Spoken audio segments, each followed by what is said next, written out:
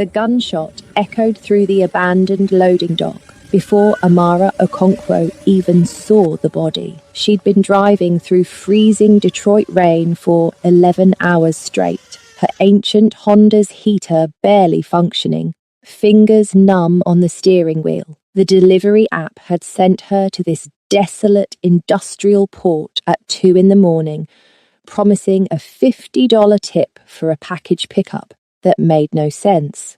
But $50 meant groceries for the week, meant keeping the lights on in her shoebox apartment for another month. Then she heard it. Not the gunshot that had already faded into the rain, the crying, babies crying. Amara killed the engine, her heart hammering against her ribs. Every instinct screamed at her to drive away, to pretend she'd never received this delivery request, to go home and forget this night ever happened. But the crying continued, desperate and afraid, and she thought of her father's last words 6 months ago as he lay dying in her arms, his hand gripping hers with fading strength. Don't let them fall, NWAM. Whatever happens, catch them. She'd failed him, failed to recognize the signs of his stroke, failed to get him help in time, failed at everything that mattered. The nursing degree she'd abandoned, the career she'd never started, the life she'd never built. But she could do this. She could help whoever was crying in the darkness. Amara grabbed the flashlight from her glove compartment and stepped into the rain. The cold hit her like a physical blow, November in Detroit, showing no mercy. Her sneakers splashed through puddles as she approached the loading dock. Following the sound of infant screams that cut through the storm, that's when she saw him, a man slumped against a concrete pillar, rain streaming down his face, clutching 2 infant car carriers with a desperation that transcended pain. Even in the darkness, even bleeding and broken, he was striking. Sharp cheekbones, intense dark eyes that tracked her movement despite obvious agony, and a black turtleneck soaked through with rain and blood. But it was his neck that caught her attention. Intricate tattoos, Korean characters mixed with geometric patterns, visible even in the dim light. And the gun, a silver pistol pointed directly at her chest. Leave. His voice was rough, accented, each word costing him effort. Leave or die. Choose now. The babies screamed louder, their cries echoing off the abandoned warehouses. Amara raised her hands slowly, her medical training kicking in despite her terror. She could see the blood now, dark against his shoulder, spreading across his chest. Gunshot wound, left side, probably through and through based on the exit wound she could glimpse. He was losing blood fast. I'm not armed, she said, keeping her voice steady. I'm just a delivery driver. The app sent me here. No coincidence. He coughed and blood flecked his lips. Beautiful lips, she noticed absurdly, even as he threatened her life. They hacked the app. Led you here. You're bait. Bait for what? For me to trust you. His hand shook, the gun wavering. For me to let my guard down. But I won't. Take your car and go. Forget you saw anything. Live your life. One of the babies let out a particularly desperate wail, and something broke inside Amara. She'd failed her father, failed herself, failed at everything she'd ever attempted. But she would not fail these children. I'm not leaving them, she said, and took a step forward. The gun tracked her movement. I will shoot you. No, you won't. She took another step, her eyes never leaving his, because if you shoot me, you alert whoever's hunting you to your exact location, because you're too weak to carry those babies anywhere safe, and because you know I'm your only chance of survival. Something flickered in his dark eyes. Respect, maybe, or desperation? The gun lowered an inch. You have medical training. It wasn't a question. 3 years of nursing school before I dropped out. Amara moved closer, slowly, like approaching a wounded animal. I can help you. Hospital means they die. His voice was fading now, consciousness slipping. Police means they die. You understand? No authorities. No one can know. Who are you? Dead man if you don't help. His eyes rolled back, and the gun slipped from his fingers, clattering against the concrete. Please, the children, don't let them fall. The words hit Amara like an electric shock, the same words her father had spoken, the universe giving her a second chance she didn't deserve. She lunged forward as he collapsed, catching his weight against her shoulder. He was heavier than he looked, solid muscle beneath the blood-soaked clothes. Up close, she could see more tattoos peeking out from his collar, intricate and deliberate. Not random art. These meant something. The babies were still screaming, their faces red with distress inside the carriers. Twins, maybe 6 or 7 months old. One boy, one girl, both with delicate Asian features and thick black hair plastered to their heads from the rain. Okay, Amara said aloud, to herself, to the babies, to God if he was listening. Okay, we can do this. She checked the man's pulse, thready but present, breathing shallow but steady. The bullet had gone through his shoulder, missing the subclavian artery by centimetres. Lucky, or maybe he'd been shot by someone with terrible aim. Either way, he'd live if she could stop the bleeding and prevent infection. She grabbed one carrier with her left hand, looped her right arm under the man's shoulders, and half dragged him toward her van. He was taller than her, probably 6 feet to her 5'7", and every step sent pain shooting through her back. But she'd spent years lifting patients during her nursing rotations. Muscle memory took over. The van's side door slid open with a rusty screech. She loaded the babies first, securing the carriers with bungee cords, then wrestled the unconscious man into the back seat. He groaned as she positioned him, his head lolling against her shoulder.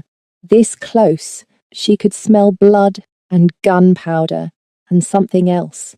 Expensive cologne, sandalwood and bergamot. Who was this man? Amara jumped into the driver's seat and started the engine. Her hands were shaking now, adrenaline flooding her system. She'd just aided and abetted God knows what kind of criminal. Kidnapped 2 babies, committed at least a dozen felonies, but as she pulled away from the loading dock, the babies' cries finally quieting in the warmth of the van, she felt something she hadn't experienced in months. Purpose.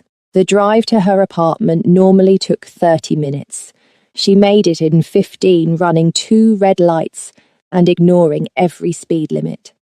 The man in her back seat groaned occasionally, but didn't regain consciousness. The babies had fallen into an exhausted sleep, their tiny chests rising and falling with each breath.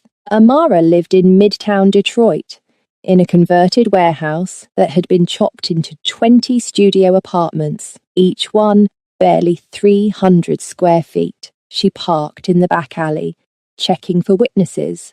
2:30 in the morning on a Tuesday.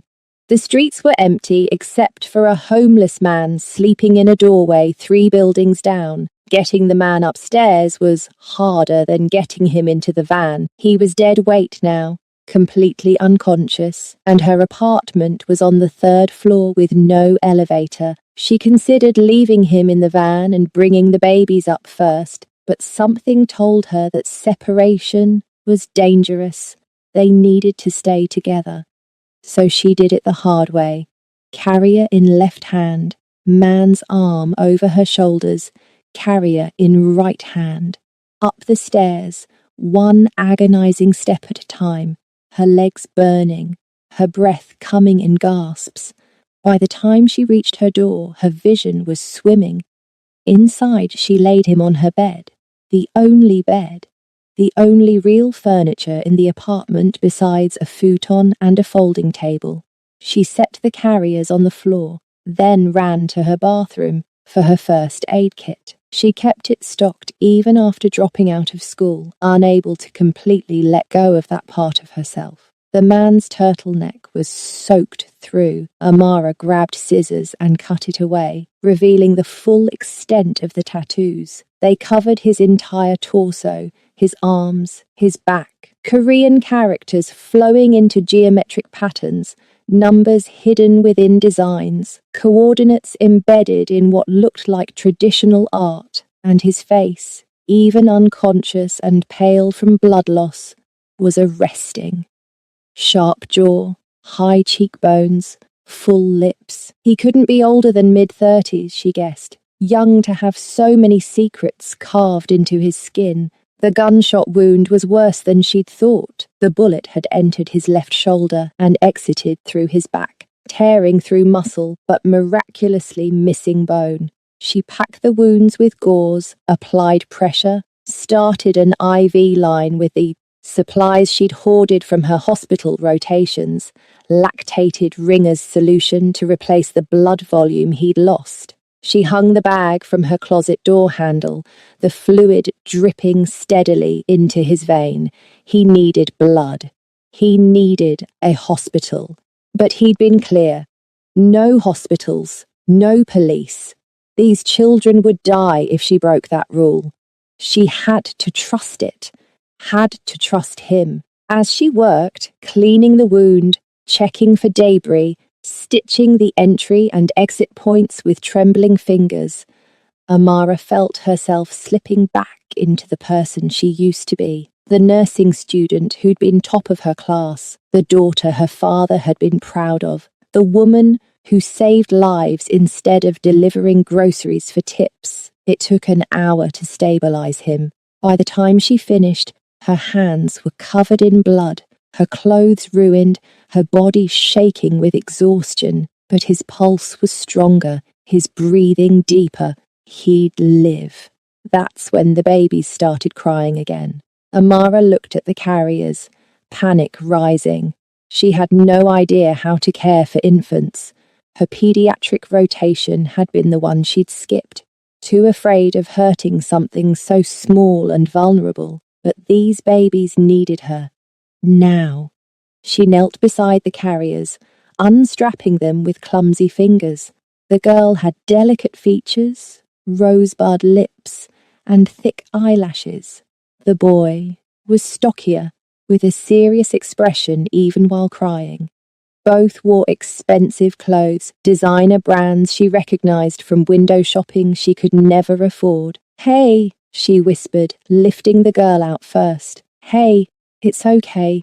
You're safe now." The baby's crying intensified, her face scrunching with distress. Amara bounced her gently, the way she'd seen mothers do, but it only made things worse. The boy joined in, their dual screams filling her tiny apartment. "Come on," Amara pleaded. "What do you need? Food? Diaper change? Both?" She checked the diaper, soaked through. Of course! She had no diapers, no formula, no bottles, no anything a baby might need. What had she been thinking, bringing them here? But then she remembered the carriers themselves. She set the girl back down gently and examined the equipment.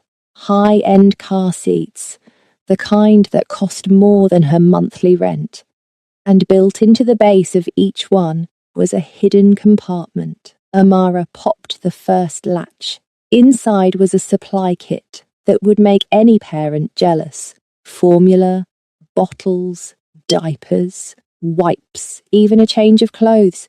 Everything she needed. Someone had prepared for this. Someone had known these babies might need to survive on their own. She changed both diapers, fumbling with the tabs, getting baby powder everywhere. Then she prepared bottles of formula, following the instructions on the container, her nursing training helping her calculate the right amounts for their age and weight. 6 months old, she guessed, maybe 7, old enough for formula, not quite ready for solid food. The babies latched onto the bottles with desperate hunger, their cries finally, blessedly, stopping. Amara sank onto her futon, holding both of them awkwardly, one in each arm, and felt tears streaming down her face. What had she done? What had she gotten herself into? She looked at the man on her bed, his chest rising and falling steadily now, the IV drip keeping him hydrated. The tattoos covering his skin seemed to shift in the lamplight, symbols and numbers forming patterns she couldn't quite decipher. "Who are you?" she whispered. As if in answer, his eyes fluttered open, dark eyes, alert despite the pain, finding her across the room. He tried to sit up, gasped, fell back against the pillows. "The children," he rasped. "Are they safe?" "They're fine. Fed, changed, sleeping." Amara nodded toward the babies in her arms. "Who are they? Who are you? Did you call anyone?" "No." "Police? Hospital? Friends?" "No one. You said they'd die if I did." Something in his expression softened. "You saved us."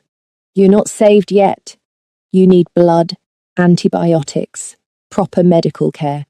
I did what I could, but I'm not a doctor. I'm not even a nurse. I'm a dropout who delivers food for a living. You're a Unin." He pronounced it slowly, carefully. Unin, a lifesaver. "In my world, that means something." "What world is that?" He studied her for a long moment, seeming to weigh how much to tell her. "The kind of world where people get shot for knowing too much. Are you sure you want answers? I'm in this now. I carried you up 3 flights of stairs. I stitched your wounds. I fed your children. So yes, I want answers. Not my children. Not both." He coughed, and Amara stood quickly, setting the babies in their carriers before rushing to his side. "The girl is mine. Sua. Her mother died giving birth. And the boy? My blood brother's son, Daniel. His father, Jae-sung, died protecting us 3 months ago. I swore I would raise Daniel as my own." "Protecting you from what?"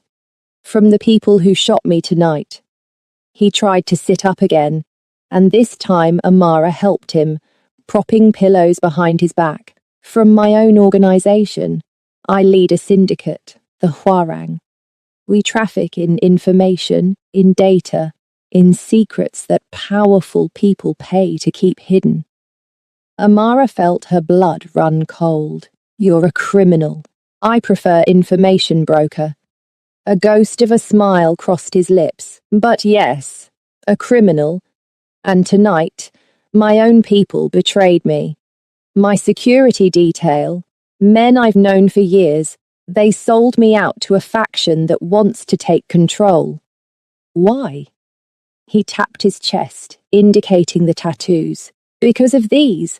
Every symbol, every character, every number you see on my skin is encrypted data. Coordinates to data vaults, passwords to accounts, blackmail material on dozens of powerful people. My body is a living ledger worth $4 billion. That's insane. That's genius. No one can steal this information without stealing me. No one can hack it, crack it, or copy it. It's the ultimate security. Or it was, until my own people decided I was worth more dead than alive. They want your skin." The realization made Amara's stomach turn. "They want me alive, preferably, but my skin would work too. Either way, they get access to everything." He looked at her intently, and even injured and exhausted, his gaze was penetrating. "Which means you're in danger now too. They'll trace you.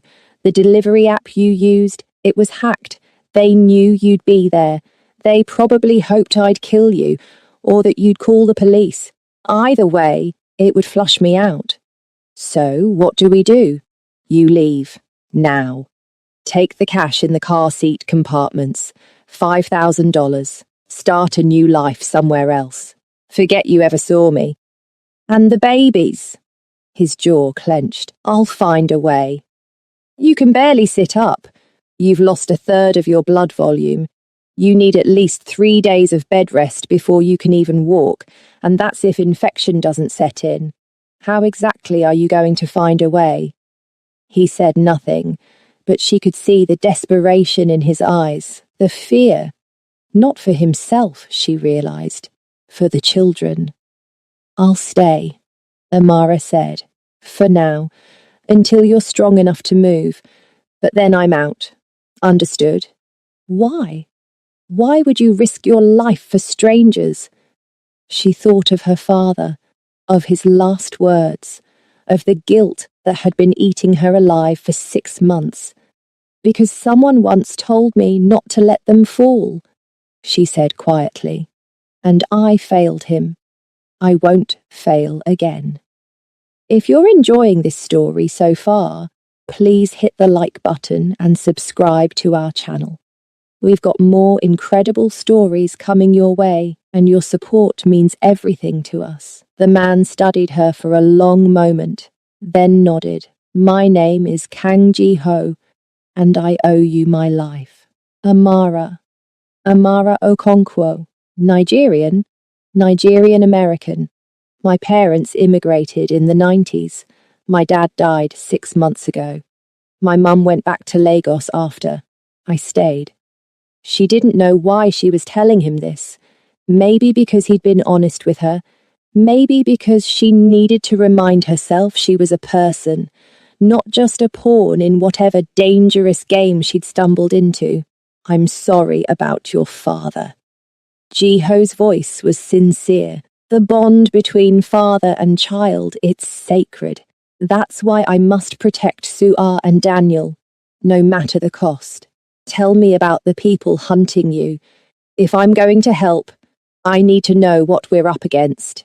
Ji-ho closed his eyes, gathering his strength. The Hwarang Syndicate has existed for 30 years. We started in Seoul, expanded to Los Angeles, then to New York and Detroit. We deal in corporate espionage, political blackmail, identity protection. Clean work, mostly. No drugs, no human trafficking, no unnecessary violence. We have rules. Rules you're breaking by telling me this. The rules are already broken. My wife, Mi-sun, supposedly died 18 months ago, giving birth to Su'a. But I've recently learned that was a lie.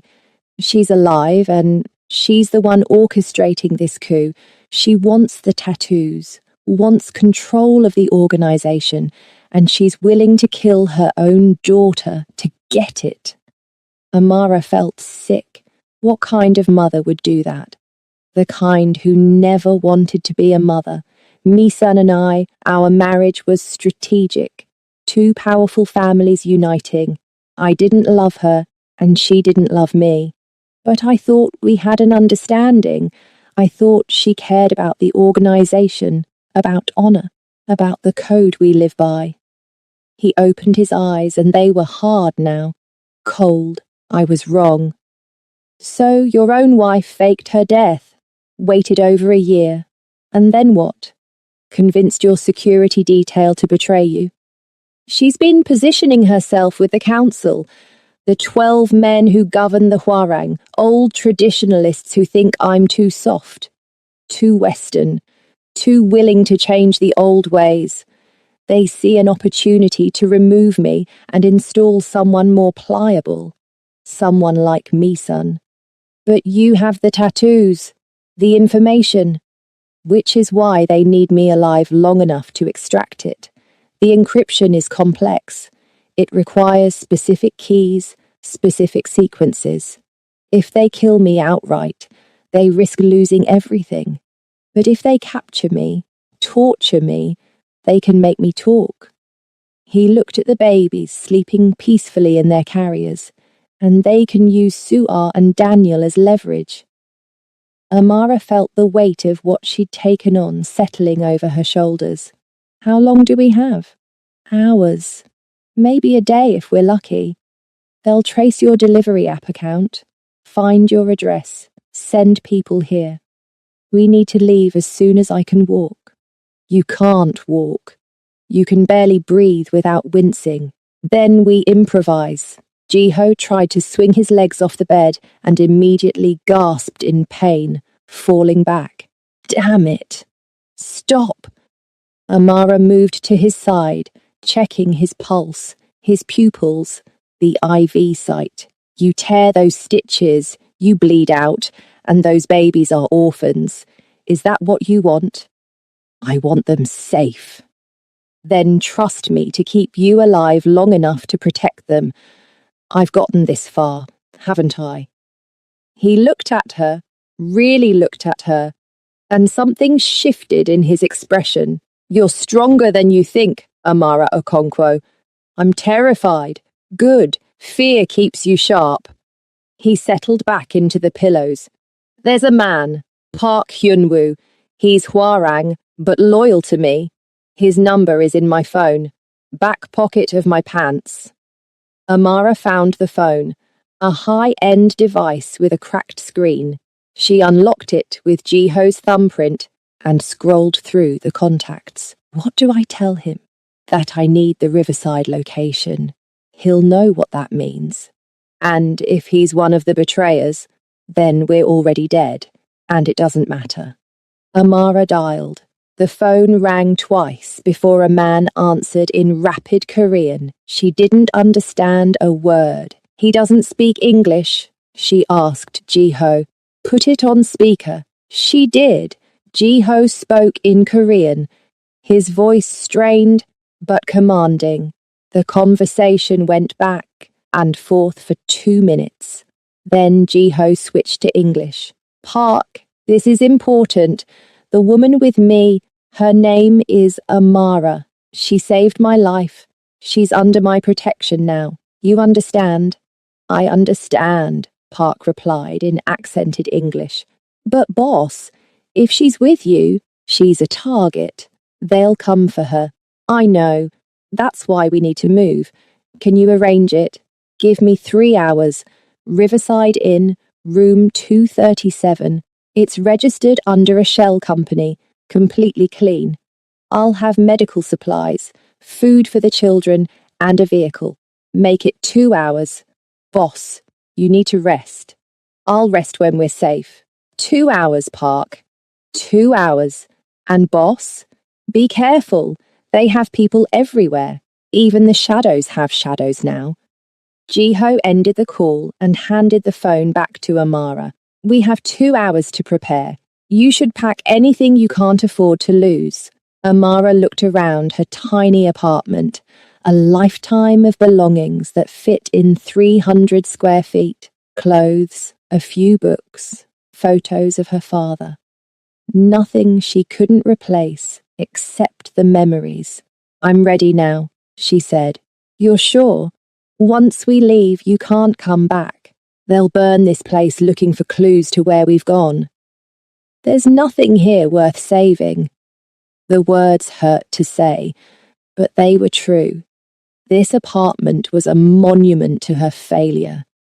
Maybe it was time to let it burn. Jiho nodded, then winced. I need you to do something. In the other car seat, there's a false bottom.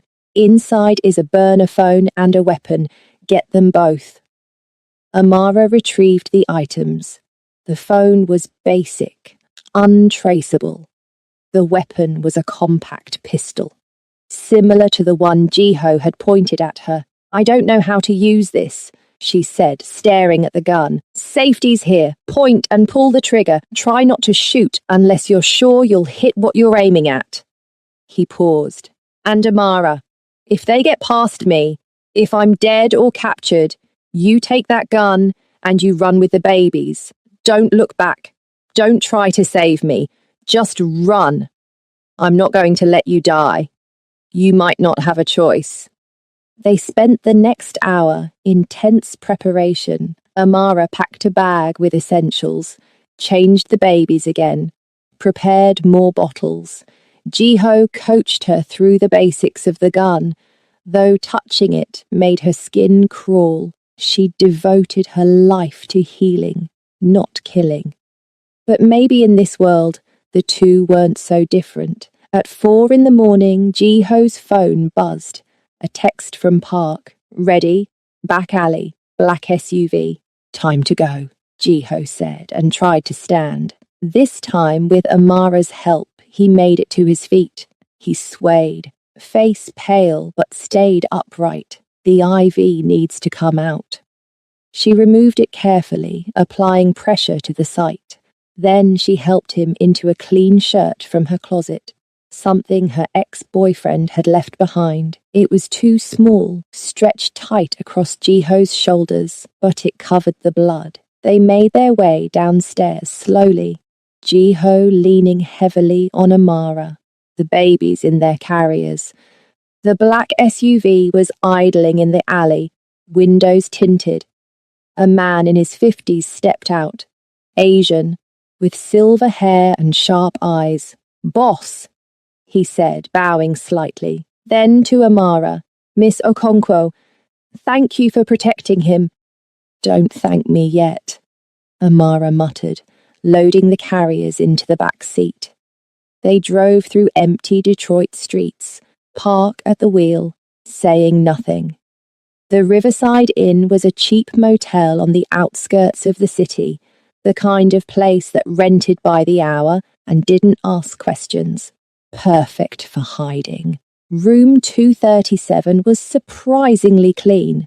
2 beds, a bathroom, a mini fridge stocked with supplies. Park had even brought a portable crib for the babies. I'll stand watch outside, Park said. You have 12 hours. Maybe less. The council is meeting at dawn to vote on succession. If they vote against you, boss, the bounty goes active. How much? Jiho asked. 1.5 million for proof of death, 2.5 million for live capture. Amara felt her knees go weak. She was worth $2.5 million, dead or alive. Get some rest, Park told them. I'll wake you if trouble comes. After he left, Amara helped Jiho onto one of the beds. He was trembling now, fever setting in. She checked his wounds. No signs of infection yet, but it was early. She gave him ibuprofen, all she had, and covered him with blankets. The babies were awake, staring at her with wide eyes.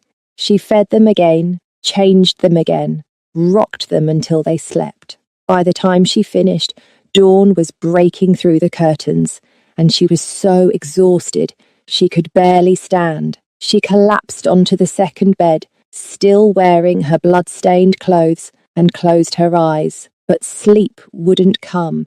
Every sound made her jump. Every car passing outside could be assassins. Every shadow could be death. Amara. Jiho's voice was soft. Thank you. For everything. Ask me again when we're alive in 24 hours. Even if we die tomorrow, you gave Suar and Daniel one more day. That's everything. She opened her eyes and looked at him across the space between beds. We're not going to die. Such certainty. Not certainty. Stubbornness. I didn't drag your bleeding corpse up 3 flights of stairs just to let some gangsters kill us in a motel room. He laughed, then groaned. Don't make me laugh. It hurts. Then stop talking and sleep. I can't. Too many enemies, too many variables. You have 12 hours. Park is watching. The door is locked. Sleep while you can. He was quiet for a long moment. Then, will you talk to me? Tell me something. Anything. I need to stay awake. Amara sighed. What do you want to know? Your father. You said he died 6 months ago. What happened?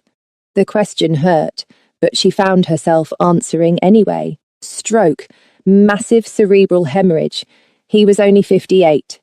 We were having dinner, just talking about nothing, and he suddenly grabbed his head, said it felt like something exploded inside his skull.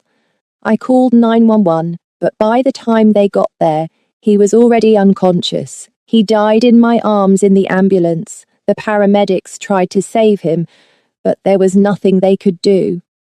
I'm sorry. I keep thinking I should have seen it coming.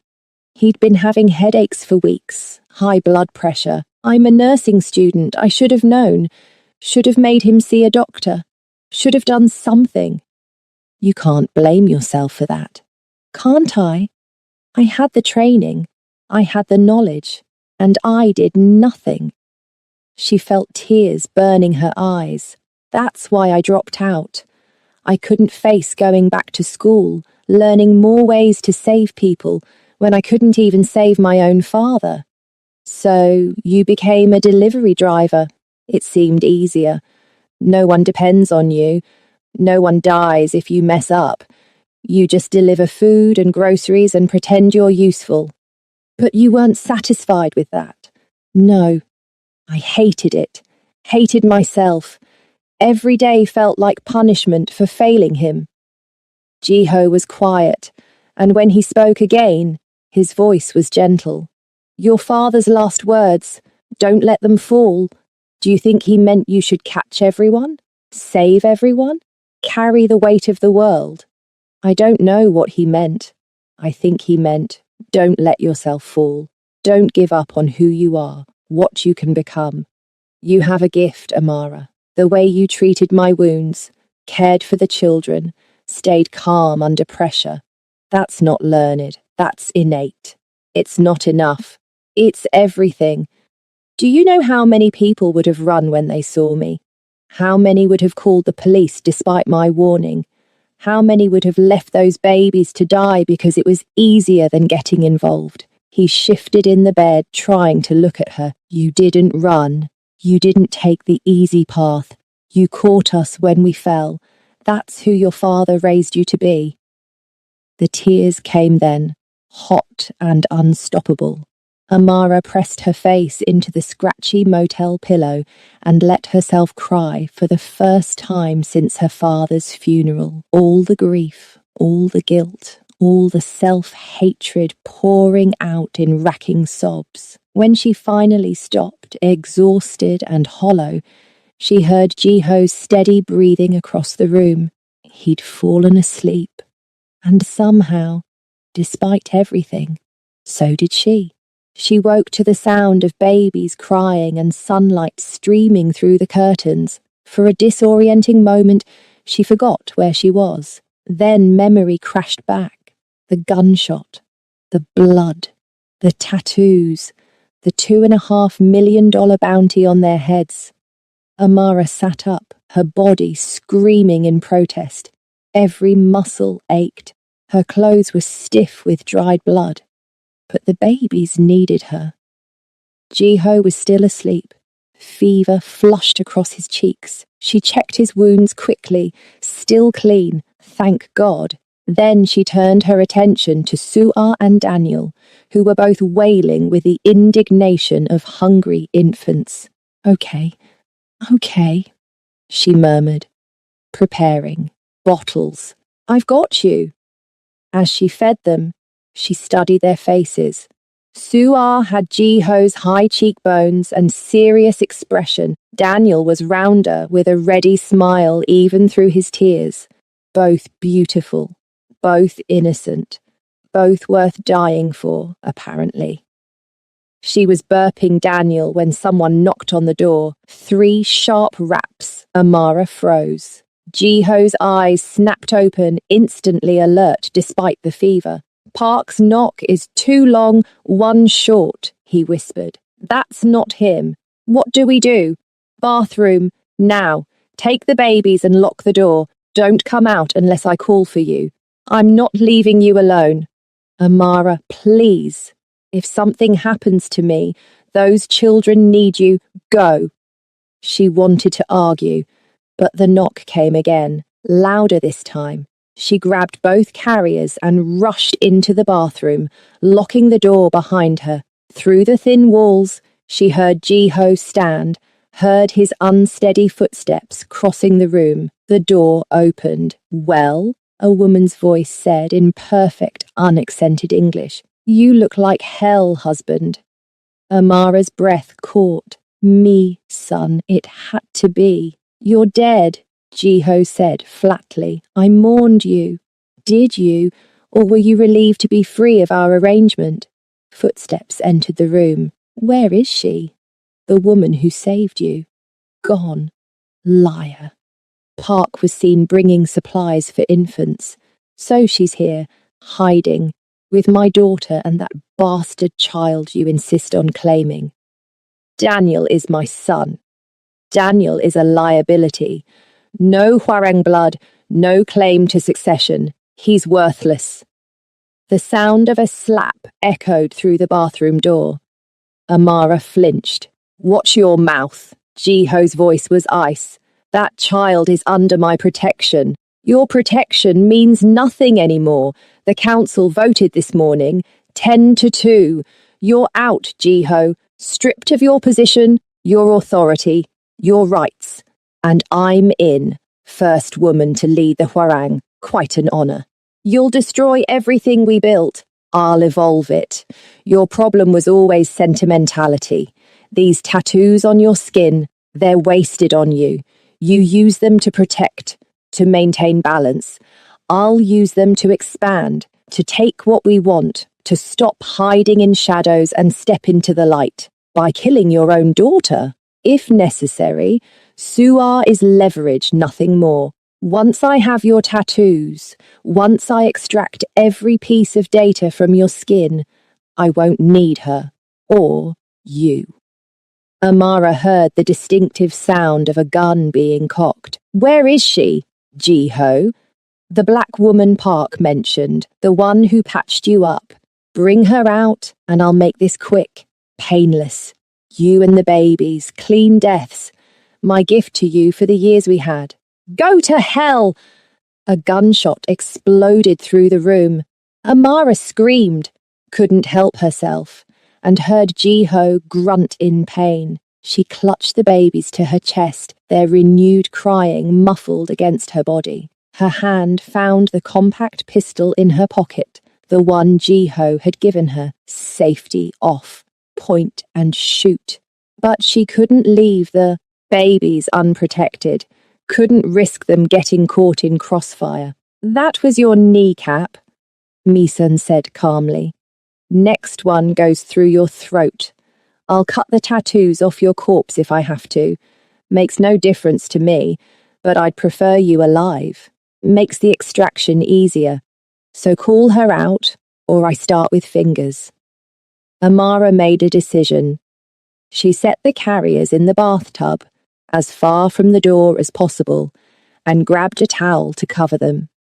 Then she gripped the pistol, said a prayer her father had taught her in Igbo, and unlocked the bathroom door. She opened it fast, gun raised, and found herself staring at a woman who could have been a model. Tall, elegant, with razor-sharp features and cold eyes. Misun held a suppressed pistol pointed at Jiho, who was on his knees, blood streaming from his leg, his face grey with pain. "There she is," Misun said, not even turning. "The saviour. Tell me, how much did he offer you? Money? Protection? Or are you just stupid?" "Put the gun down," Amara said, hating how her voice shook. Now Misun did turn and her eyebrows rose. "You're pointing a gun at me? You? A delivery driver? Do you even know how to use that? Point and shoot. Pretty simple. But will you? That's the question. I've killed 17 people. How many have you killed?" Misun smiled. "That's what I thought. So put the toy away before you hurt yourself." "She's right," Jiho gasped. "Amara, go. Take the babies and run.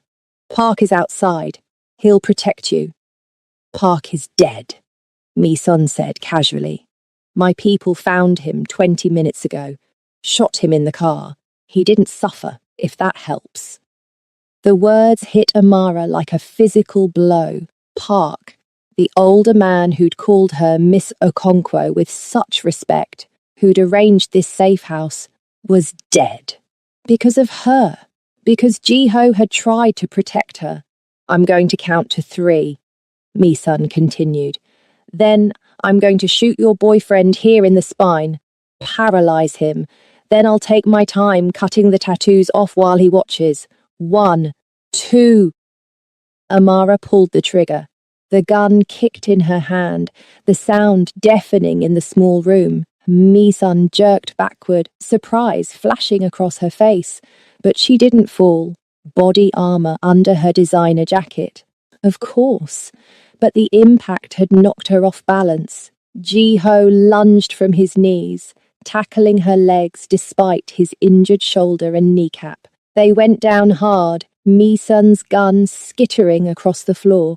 Amara dove for it, her fingers closing around the grip, just as Mi-sun kicked Jiho in the face. Stupid, Mi-sun hissed, rolling to her feet with lethal grace. Are both of you so stupidly noble? She pulled a knife from her belt, 10 inches of serrated steel. I'll gut you both and take what I need from your corpses. The bathroom door burst open. 2 men in black tactical gear rushed out, and Amara's heart stopped. But they weren't looking at her. They were grabbing Mi-sun, pulling her back. Boss, one of them said in accented English. Police scanners just lit up. Someone reported gunshots. We have 5 minutes, maybe less. Mi-sun wrenched free from their grip. Fine, but I'm not leaving empty-handed. She advanced on Jiho, knife raised. Amara fired Mi-sun's gun. Once, twice, 3 times. 1 shot went wide. 1 hit the wall, but the 3rd caught one of Mi-sun's guards in the shoulder, and he went down screaming. You little bitch, Mi-sun snarled, and everything happened at once. The 2nd guard grabbed Mi-sun bodily and hauled her towards the door. Jiho rolled to his feet, somehow, his face a mask of agony and determination, and Amara kept firing until the gun clicked empty. This isn't over, Mi-sun shouted, as her guard dragged her into the hallway. I'll find you. I'll take everything from you.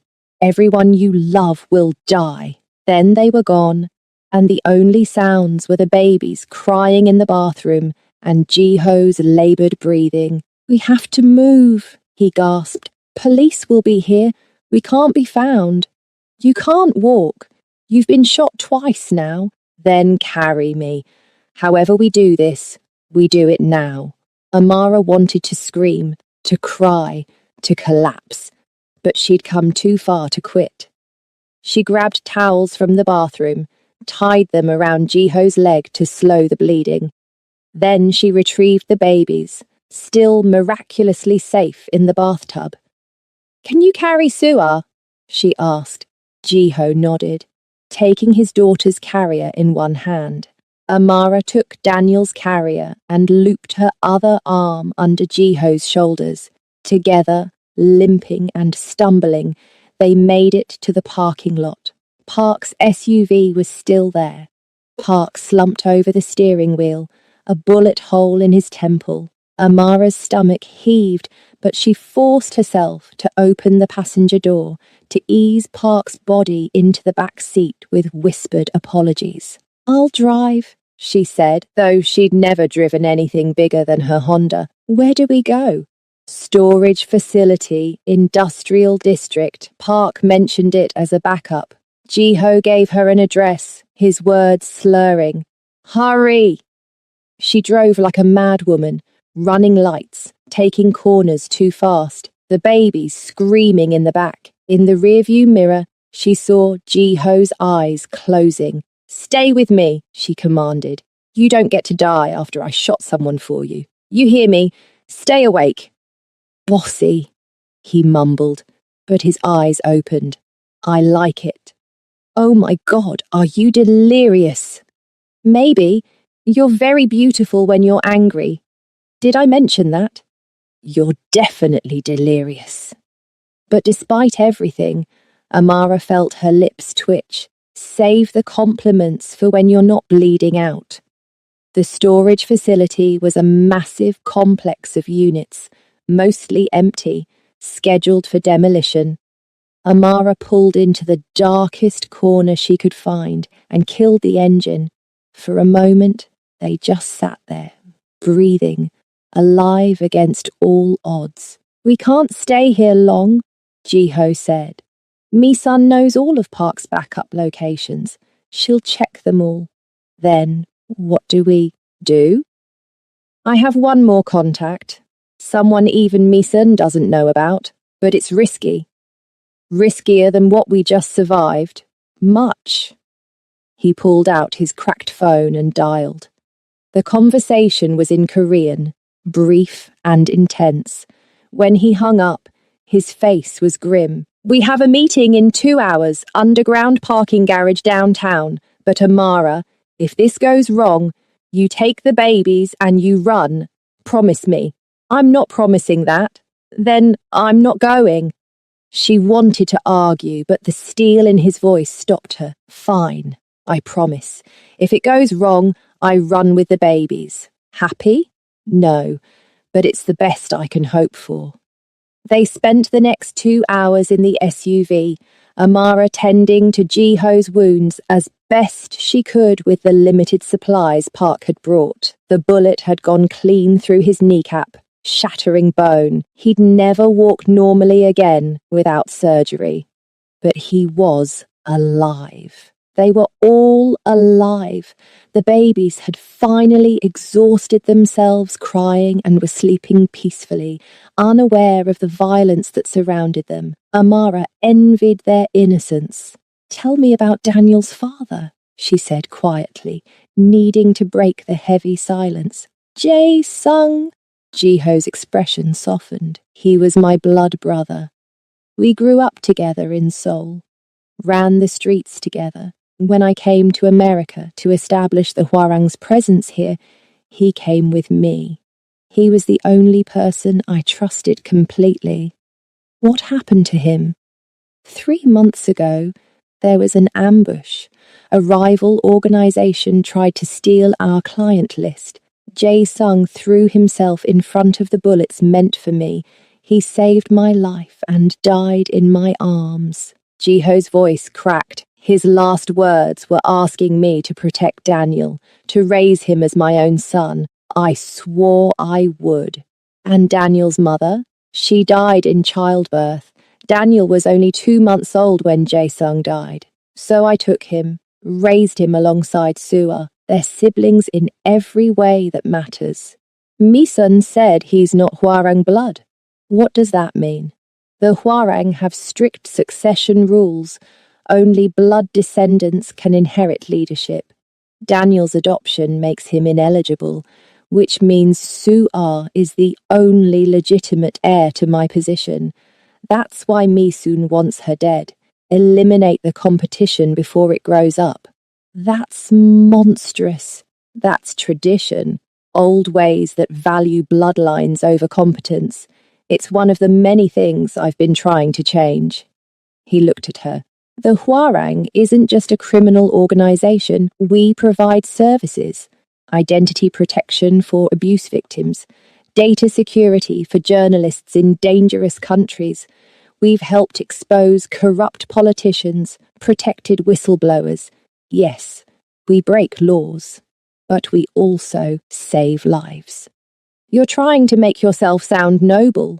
I'm trying to make you understand that the world isn't black and white, that sometimes good people do bad things for good reasons, and sometimes bad people do bad things for profit. Which one are you? He smiled faintly. I'm still figuring that out.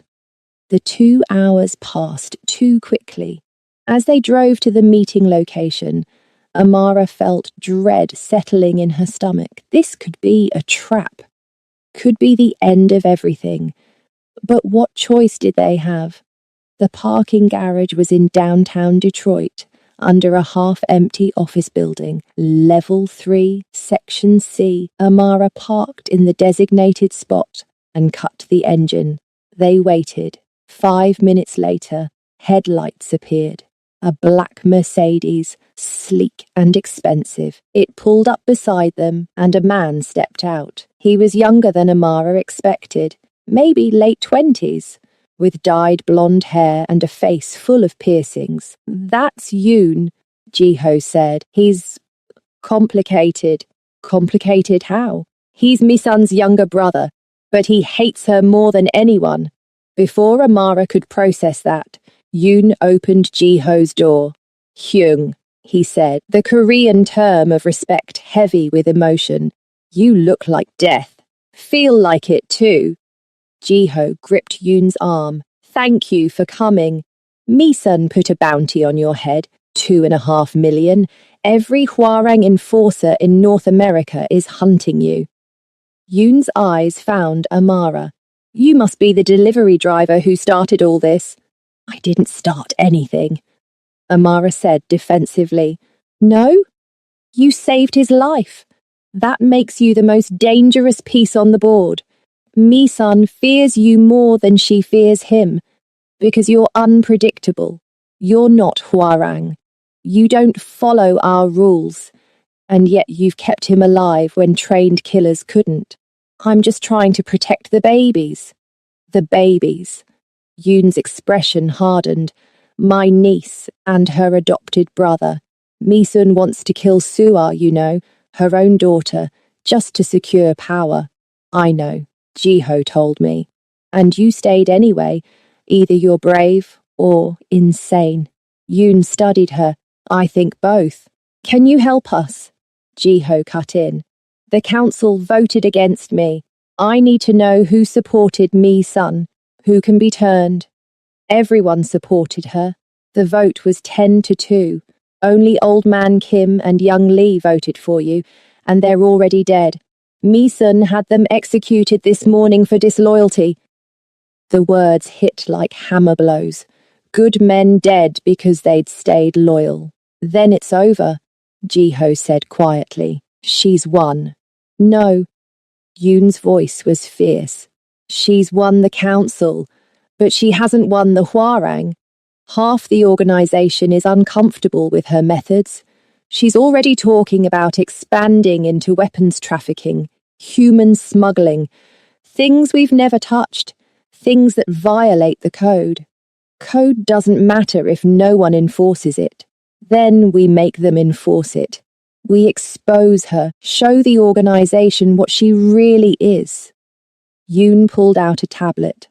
I've been gathering evidence for months. Financial records showing embezzlement, communications proving she faked her death, even video of her ordering Park's execution. If you're still with us, drop a comment and let us know where you're watching from. Are you Team Amara or Team Jiho? And don't forget to hit that subscribe button for more intense stories like this one. Amara leaned forward. That's enough to turn the council against her. Maybe, if we can get them all in one room, if we can present the evidence before she kills us. Big ifs. So we call a meeting, Jiho said. Emergency session. Invoke the old code. They have to attend. You're not in a position to invoke anything. You're stripped of authority, remember? But she's not. Jiho looked at Amara, the woman who saved my life and my children, according to the old code. That makes her family. That makes her Hwarang by protection. Are you insane? Yoon stared at him. You want to bring an outsider into the council, a black woman. They'll riot. Let them. Amara has more honor than half that council combined, and she's earned her place at the table. I don't want a place at any table. Amara protested. I just want these babies safe. Then you want the same thing I do, and the only way to get it is to remove Misun from power permanently. Jiho's eyes were hard. Will you help me? One more time. She should say no. Should take the babies and run like she'd promised. Should disappear into a new life, somewhere far from Detroit and Korean crime syndicates and $2.5 million bounties. But she thought of Park, dead in the back seat, of the old council members executed for loyalty, of Suar and Daniel, who deserved a chance to grow up safe. What do I have to do? She asked. 3 hours later, Amara stood in a private room at a Korean restaurant in Detroit's Greektown district, wearing a dress Yoon had bought her and holding a baby on each hip. The council was assembling, 12 men, though 2 chairs sat empty now, representing the dead. They ranged in age from 50s to 70s, all Korean, all dressed in expensive suits that probably cost more than her yearly income. They stared at her like she was an alien. Ji-ho sat at the head of the table, his leg bandaged under his pants, his face pale but determined. Yoon stood behind him, tablet ready, and Mi-sun sat at the opposite end, her cold eyes fixed on Amara with murderous intent. "This is a farce," Mi-sun said in Korean, then switched to English. "We don't allow outsiders at council meetings, especially not her kind." "Her kind saved my life," Ji-ho replied. "Her kind showed more courage and honor than anyone in this room, and according to the old code, Article 7, anyone who saves a council member's life and the lives of blood heirs is granted protection and voice. That code hasn't been invoked in 30 years. Then it's overdue."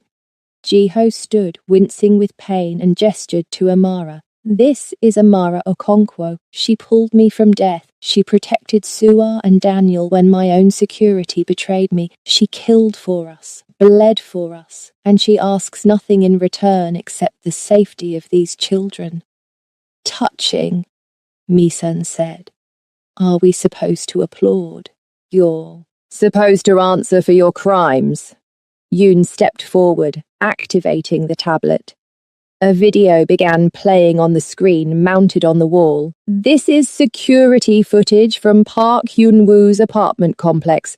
That's you, Nuna, ordering his execution." Mi-sun's face didn't change. Park was a traitor. He died as traitors should. And this. Another video.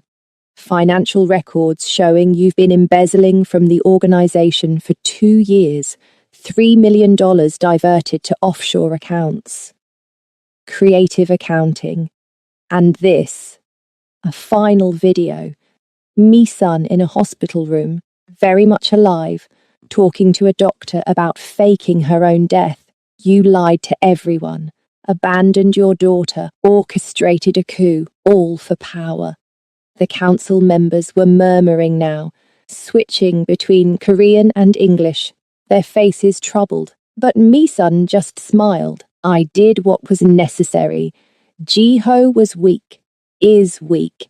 He refuses to expand our operations, refuses to take what we deserve. Under my leadership, the Hwarang will become the most powerful organization in North America, will control governments, corporations, entire industries, and anyone who stands in my way will die, including your own daughter." Ji-ho's voice was quiet, but lethal. "Including everyone." The room exploded into argument. Half the council was shouting support for Mi-sun. The other half was demanding her arrest. And in the chaos, Amara saw Mi-sun's hand move to her jacket. "Gun!" she screamed. Everything slowed down. Mi-sun drew her weapon, aiming not at Ji-ho, but at Amara, at the babies.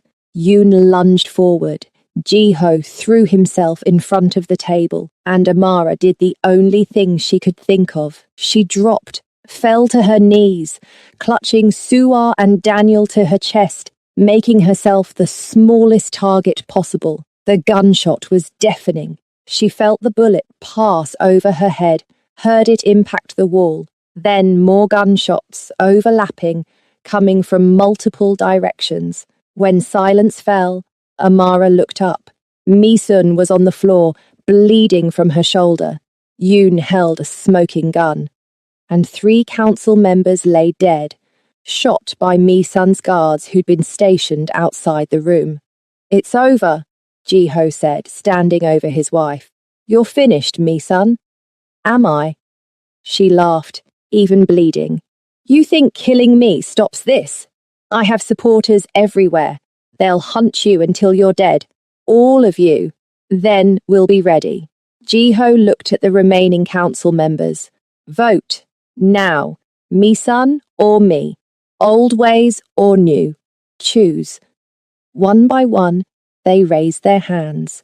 7 for Ji-ho, 2 abstaining, none for Mi-sun. "The council has spoken," Ji-ho said. "Mi-sun, you are stripped of all authority and exiled. You have 24 hours to leave the country. If you're found on American soil after that, the penalty is death." "You'll regret this," Mi-sun spat. "All of you. Probably." Ji-ho nodded to Yoon. "Get her out of here." As Yoon hauled Mi-sun away, the remaining council members approached Amara, the oldest, a man in his 70s with white hair and kind eyes, bowed to her. "Miss Okonkwo," he said in careful English, "you have shown great courage. The Hwareng is in your debt." "I don't want a debt. I just want to go home." "Where is home?" She looked at Ji-ho, at the babies in her arms, at the strange new world she'd stumbled into. "I'm not sure anymore." The old man smiled. "Then perhaps you need time to figure it out. You are welcome in our organization, not as a member, but as family, protected, honored, free to leave whenever you wish." "And if I want to leave now?" "Then you take our gratitude and our blessing, but consider staying, at least until these little ones are safe. They need a mother, and from what I've seen, you need them too."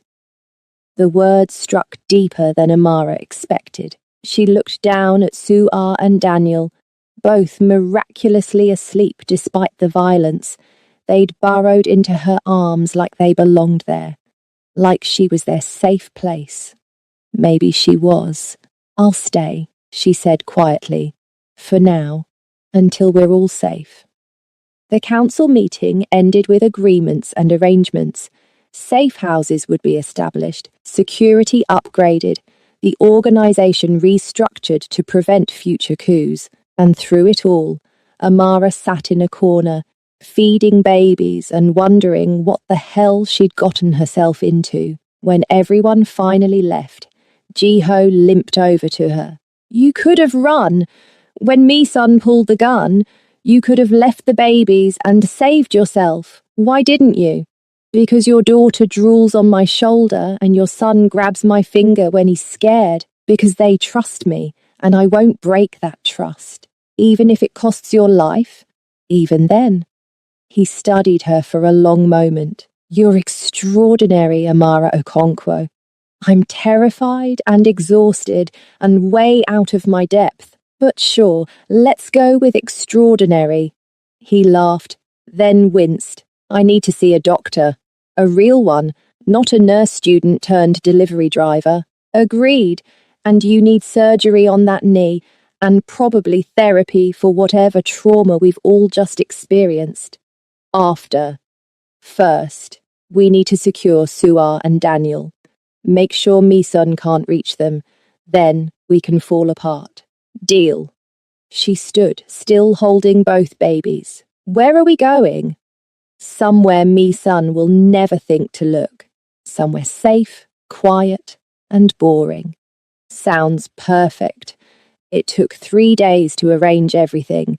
3 days of safe houses and encrypted communications and constant fear that Mi-sun would ignore her exile and come back with an army. But she didn't. Maybe Yoon's threat had been enough. Maybe she'd decided to regroup and plan a better attack. Either way, they had a window of safety. Small, fragile, but real. Jiho's knee surgery went well. The doctors said he'd walk again, though he'd always have a limp. He took the news with equanimity.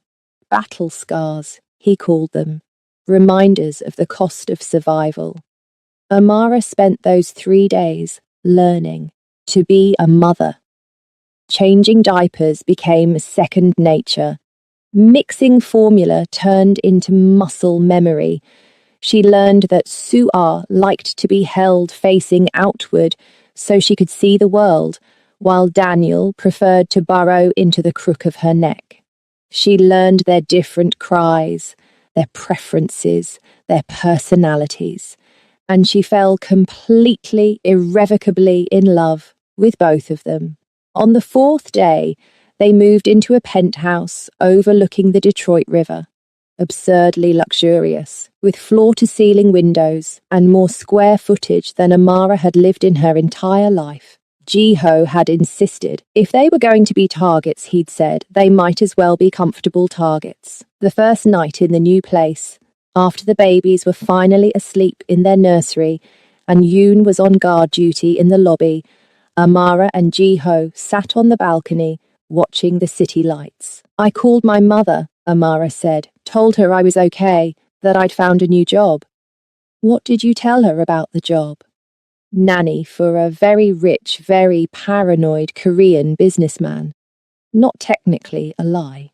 No, not technically. He was quiet for a moment. Do you regret it? Any of it? She thought about her old life, the cramped apartment, the delivery routes, the endless grinding loneliness. No, I don't regret it, but I don't fully understand it either. A week ago, I was nobody. Now I'm apparently Hwareng family, whatever that means. I have 2 babies depending on me, a crime boss recovering from multiple gunshot wounds on my couch, and a bounty on my head that's probably still active. It's insane. Completely insane, he agreed. So why does it feel more right than anything in my life has ever felt? Jiho turned to look at her, and in the city lights, his face was beautiful, scarred now, marked by violence, but beautiful. Because you're finally living instead of existing, because you're using your gifts instead of burying them, because you've found your purpose, taking care of gangsters and their babies, taking care of people who need you. Isn't that what you always wanted? To save lives? I wanted to be a nurse. This is not nursing, isn't it? You've patched wounds, administered medication, provided care under impossible conditions. You've done everything a nurse does and more. The only difference is your patients are criminals. Reformed criminals, she corrected. Are we reformed, or just on hiatus? It was a good question. The Hwarang still existed, still operated in grey areas of legality. Jiho was implementing changes, cleaning up operations, moving toward more legitimate business, but they were still, fundamentally, a criminal organization. I think, Amara said slowly, that I don't care. I think morality is more complicated than I thought. And I think these babies deserve a chance at life, regardless of where they came from. And me. Do I deserve a chance? She looked at him, really looked at him, at the tattoos that marked him as dangerous, at the scars that marked him as survivor, at the gentle hands that held his daughter with such care. Everyone deserves a chance, she said, even people who've done terrible things. That's what my father believed. That's what I choose to believe too. He reached out and took her hand. His palm was warm, his grip strong despite his injuries. Thank you for everything, for saving us, for staying, for giving us all a second chance. Thank you for showing me I could be more than I thought. They sat like that for a long time, hands linked, watching the city. And for the first time since her father's death, Amara felt something like peace. The next morning brought new complications. Yoon appeared at breakfast with news that made Jiho's face go dark. "Me son didn't leave the country," Yoon said without preamble. "She's in Chicago, building an army. At least 50 enforcers, maybe more. She's calling in favors from every Hwarang cell across North America." "She's going to attack," Jiho said. "Worse, she's going to start a war, split the organization, force everyone to choose sides. And she's using you as the villain. Says you brought an outsider into sacred spaces. Says you've betrayed the blood." Jiho stood abruptly, wincing as his knee protested. "Then we need to move first. Call the council. Emergency session. Today." "Already done. They're meeting in 2 hours." "Good. And Yoon? I need you to do something else. Something difficult. Anything, Hyung. I need you to contact Misun's supporters. Offer them a choice. Join us or be exiled with her. No middle ground. We end this now, one way or another." After Yoon left, Amara cornered Jiho in the kitchen. "You can't go to this meeting. You're barely healed. One wrong move and your knee gives out. You're helpless. I have to go. Show strength. Show the council I'm fit to lead." "You're not fit to lead anywhere except back to bed." She crossed her arms. "Let me come with you." "Absolutely not. You said I'm family now, so I have a say. And I say I'm coming." "Amara, if this goes wrong, if Meeson's people attack, you'll be in the crossfire. The babies will be orphaned. The babies will be orphaned if Meeson wins and kills you. At least if I'm there, I can help. I can fight. You shot someone once. That doesn't make you a fighter." "No, but it makes me someone who will pull the trigger when necessary, and right now, you need people like that beside you." He wanted to argue. She could see it in his face. But finally, he nodded. "Fine. But you follow my lead. You don't take unnecessary risks, and if I tell you to run, you run. Understood?" "Understood." The council met in a warehouse on the outskirts of Detroit. Neutral ground, heavily secured. Amara left Suar and Daniel with a trusted bodyguard, hating every second of separation, but knowing it was necessary. They couldn't risk the babies in a potential war zone. Inside the warehouse, tensions were high. 8 council members had shown up. 3 were absent, their loyalty unclear. Jiho took his place at the head of the table, and Amara stood behind him, trying to project confidence she didn't feel. "We have a problem," Jiho began. "Meeson has refused exile. She's gathering forces to challenge this council's authority. We need to decide how to respond." "We should negotiate," one council member said. An older man, nervous, fidgeting. "Find a compromise. Split the organization if we must." "There is no compromise with someone who tried to murder her own daughter," Jiho replied. "Meeson has made her choice. Now we make ours." "Easy for you to say," another council member spoke up. This one younger, aggressive. "You have nothing to lose. The rest of us have families, businesses, lives that will be destroyed if this becomes a war.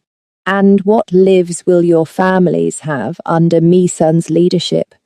When she expands into weapons trafficking, human smuggling, when she turns the Hwarang into everything we swore never to become, at least we'll be alive. Will you?" Amara heard herself speak before she could stop. All eyes turned to her. Meeson executed 2 council members for not supporting her. How long before she executes you for questioning her? How long before loyalty becomes a death sentence? You don't have a voice here, outsider. She has every right to speak, Jiho cut in. She saved my life twice, killed for this organization, bled for it. She's earned her voice. The arguments continued for an hour. Some council members wanted to fight. Others wanted to flee. None had solutions that didn't end in blood. Then Yoon burst through the door, his face pale. They're coming. Mi-sun's forces. At least 30 vehicles. Maybe 3 minutes out. How did she know we were here? Ji-ho demanded. Someone told her. Yoon looked around the table. Someone in this room. Chaos erupted. Council members were shouting, accusing, reaching for weapons, and in the midst of it, Amara saw the nervous older man pull a phone from his pocket. There, she said, pointing. He's the leak. The man ran. Ji-ho lunged after him despite his bad knee, and they went down in a tangle of limbs. The phone skittered across the floor. Amara grabbed it, saw the text message. Meeting at warehouse. Come now. You sold us out, Ji-ho said, his hands around the man's throat. Your own people. She promised me safety. The man gasped. Promised my family would be spared if I helped her. And you believed her. Gunfire erupted outside. The windows shattered, glass raining down. Amara threw herself behind a support pillar as bullets tore through the warehouse. She could see Mi-sun's forces advancing, at least 20 armed men, military-grade weapons. We're outnumbered, Yoon shouted over the gunfire. We need to retreat.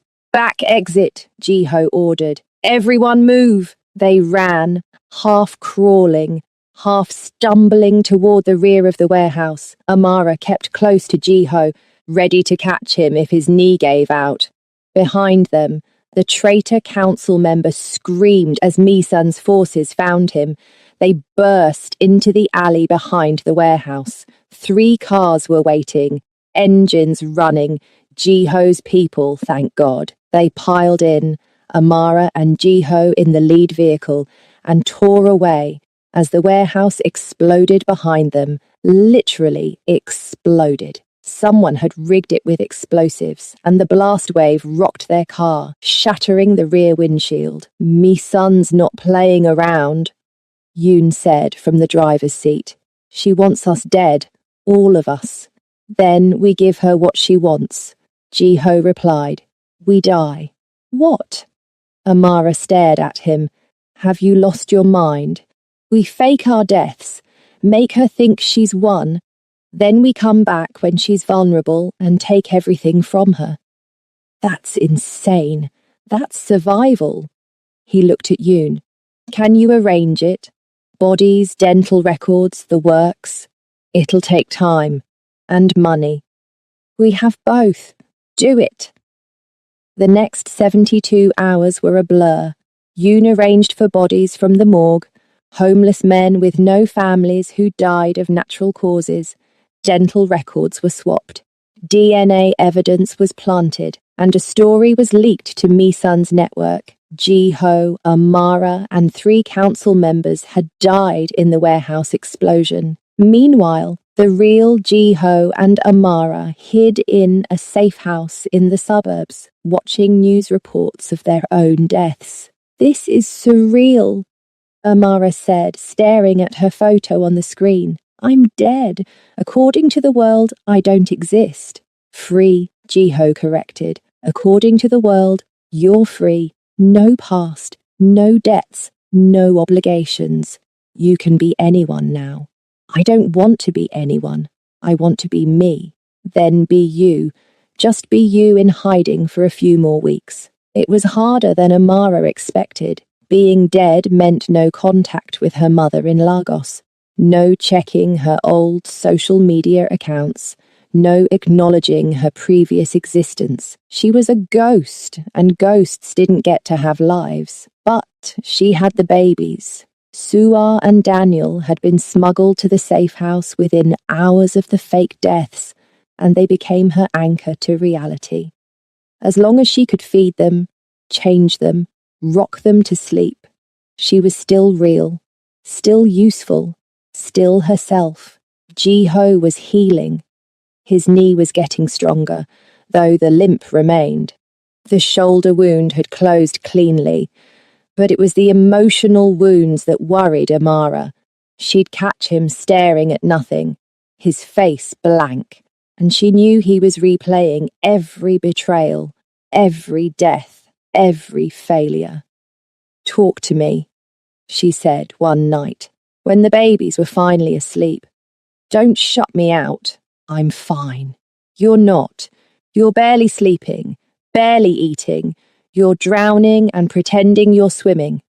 He was silent for a long moment. Then, "Park trusted me.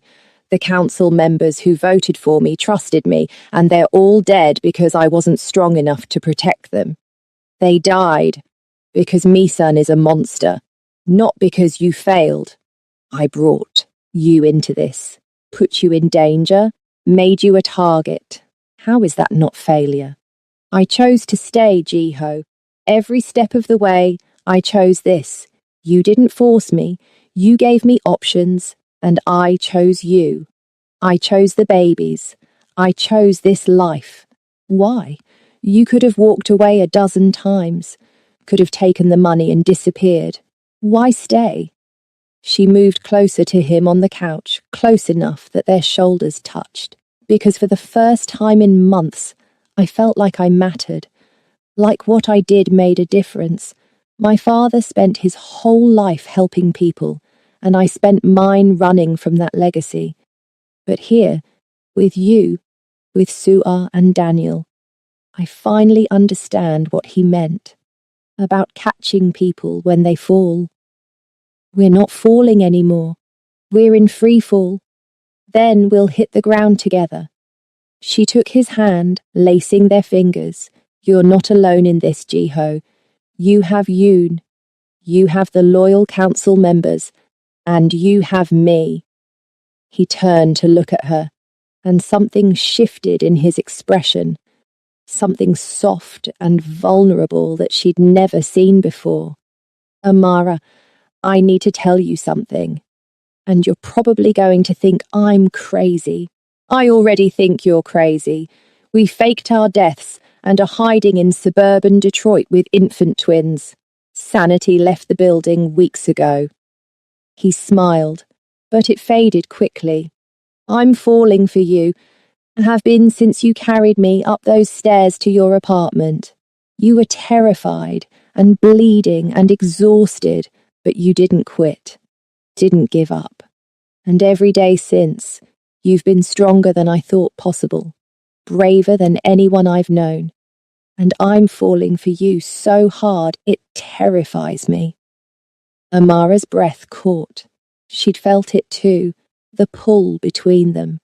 The way her heart raced when he looked at her, the way his touch sent electricity through her skin.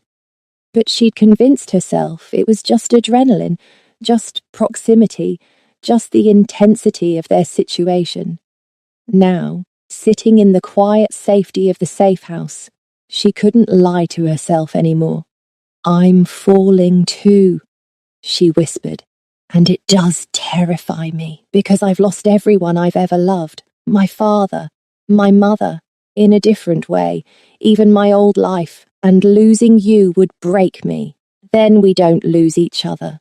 We hold on, no matter what comes." He leaned in slowly, giving her time to pull away. She didn't. Their lips met, soft at first, tentative, then deeper, more urgent. Weeks of tension and fear and longing pouring into the kiss. His hand cupped her face, thumb tracing her cheekbone. Her fingers tangled in his hair, pulling him closer. When they finally broke apart, both breathing hard, Jiho rested his forehead against hers. "I don't deserve you." "Shut up. We don't have time for self-pity." She kissed him again, shorter this time, but no less intense. "We have babies to protect and a psychotic ex-wife to defeat. Romance will have to wait." "You call this romance?" "I'm offended. When I properly romance you, Amara Okonkwo, you'll know it. Is that a promise?" It's a guarantee, assuming we survive the next few weeks. Optimistic and romantic, you're full of surprises. They spent that night talking, really talking, not about strategy or survival, but about themselves. Jiho told her about growing up in Seoul, the son of a mid-level Hwarang operative who'd died when Jiho was 12. How he'd clawed his way up through the organization, earning respect through intelligence rather than violence. How he'd always wanted to transform the Hwarang into something better, something that helped more than it hurt. Amara told him about her childhood in Detroit, the daughter of Nigerian immigrants who'd sacrificed everything for her education, how her father had worked 3 jobs to pay for her nursing school, how she'd dropped out not just because of his death, but because she'd lost faith in herself, lost faith that she could ever be good enough. You're more than good enough, Jiho said fiercely. You're exceptional. Your father would be proud of who you've become. I've become a fake dead criminal associate who's in love with a tattooed Korean gangster. I don't think that's what he had in mind. No, you've become a woman who saves lives, who protects children, who fights for what's right, even when it's terrifying. That's exactly what he had in mind. She wanted to believe him, wanted to think her father would understand the choices she'd made. But doubt was a hard habit to break. The next morning, Yoon arrived with news. Mi-sun bought it. She thinks you're dead. She's already consolidating power, making moves to take over completely. Good, Jiho said. Let her get comfortable. Let her think she's won. There's more. Daniel's medical records. They're not what you think. Amara felt ice in her stomach. What do you mean? I pulled his birth certificate to arrange new documents. Daniel isn't Jae-sung's biological son. He's adopted. And according to the records, his biological father was African American. The room went silent. Amara looked at Daniel, sleeping peacefully in his carrier. His skin was lighter than Sua's. True, his features softer, less distinctly Korean. She'd noticed, but assumed it was just individual variation. Does it matter? She asked quietly. He's still Jae-sung's son, still part of this family. It matters to the Hwarang, Yoon said. Succession rules are based on blood. If the council finds out Daniel isn't blood, it complicates everything. Makes Sua the only legitimate heir, makes her even more valuable. And more vulnerable, Jiho finished. Mi-sun will use this. Will expose Daniel's adoption to invalidate any claim I have through him. So we don't tell anyone, Amara said. We keep it secret. Secrets have a way of coming out, especially in our world. Then we change the rules. Make it so blood doesn't matter. Make it so adopted children have the same rights as biological ones. That would require a complete restructuring of the Hwarang code, decades of tradition thrown out. Good. Your traditions are what got us into this mess. Amara felt anger rising, protective and fierce. Daniel is your son. Sua is your daughter. Both of them. And anyone who says different can go to hell. Jiho smiled, genuine and warm. Have I mentioned I love it when you're fierce? Focus, lovebirds, Yoon interrupted. We have bigger problems. Mi-sun is planning something. My sources say she's arranged a meeting with the full council. All 12 seats, even the dead ones, will be filled with her supporters. She's going to legitimize her takeover, make it official. When? 3 days. At the original Hwarang headquarters in Koreatown. Then that's where we strike. We come back from the dead and take everything from her. It's suicide, Yoon protested. She'll have 30, maybe 40 guards. We have what? 5 loyal people? 6. We have surprise. We have evidence of her crimes. And we have right on our side. Right doesn't stop bullets, Hyung. No, but it gives us a reason to dodge them. Jiho stood, testing his knee. It held. Start preparing. I want every loyal Hwarang member contacted. Everyone who's uncomfortable with Misun's leadership. Give them a choice. Stand with us or stay out of the way, but make it clear. This is their last chance to choose. Over the next 3 days, Amara watched Jiho transform from wounded survivor to strategic warrior. He planned every detail of their assault on the council meeting, escape routes, backup plans, contingencies for every possible disaster. And through it all, he remained calm, focused, certain. Amara wasn't certain. She was terrified. But she'd learned that courage wasn't the absence of fear, it was acting despite fear. And she would act for Jiho, for the babies, for the chance at a life that mattered. The night before the council meeting, she held both babies while they slept, memorizing their faces, Sua's serious expression even in sleep, Daniel's ready smile that lit up his whole face. They were so innocent, so unaware of the violence that surrounded them. I promise, she whispered to them in Igbo, the language of her father. I promise I won't let you fall. Whatever happens tomorrow, I'll catch you. Jiho appeared in the doorway. It's not too late. You can still walk away. Take the babies somewhere safe. I'll have Yoon arrange new identities, money, everything you need. Stop asking me to leave. The answer will always be no. Even if it means dying tomorrow? Even then. She looked up at him. We're family now, right? That's what you told the council. Family doesn't abandon each other. He crossed the room and knelt beside her, careful of his knee. His hand covered hers where it rested on Daniel's back. When this is over, when Misun is defeated and the babies are safe, I'm going to properly court you, take you to nice restaurants, buy you flowers, do all the normal relationship things we've skipped. I'm holding you to that. I expect expensive flowers, roses at minimum. Roses. Noted. He leaned in and kissed her forehead. Thank you, Amara, for everything, for giving me hope when I had none, for loving my children, for loving me. Love is easy. It's the staying alive part that's hard. Then let's focus on that tomorrow, staying alive. The council meeting was scheduled for 7 p.m.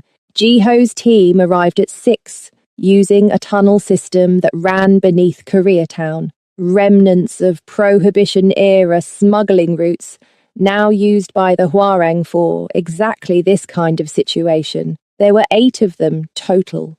Jiho, Amara, Yoon, and 5 loyal Hwarang members who'd been horrified by Misun's methods. Not an army, barely a squad, but they had surprise, determination, and nothing left to lose. They emerged in the basement of the headquarters building. Above them, they could hear footsteps, voices, the council gathering. Misun was probably already there, triumphant, ready to claim her victory. Remember the plan, Jiho said quietly. We go in fast and loud. Yoon projects the evidence before anyone can react. I make the challenge, and we pray the council chooses honor over fear. And if they don't, one of the Hwarang members asked, then we fight our way out and burn this whole organization to the ground. They moved up the stairs, weapons drawn but held low.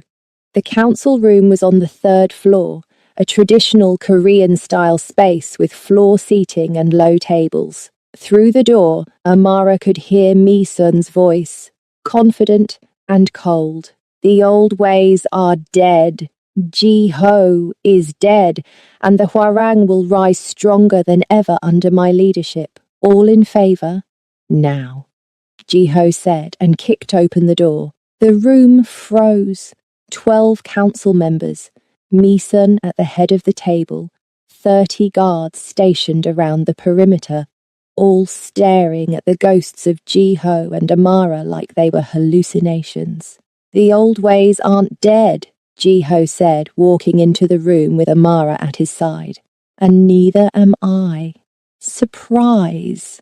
Misun recovered first, her face twisting with rage. "Kill them! Kill them now!" But Yoon was faster.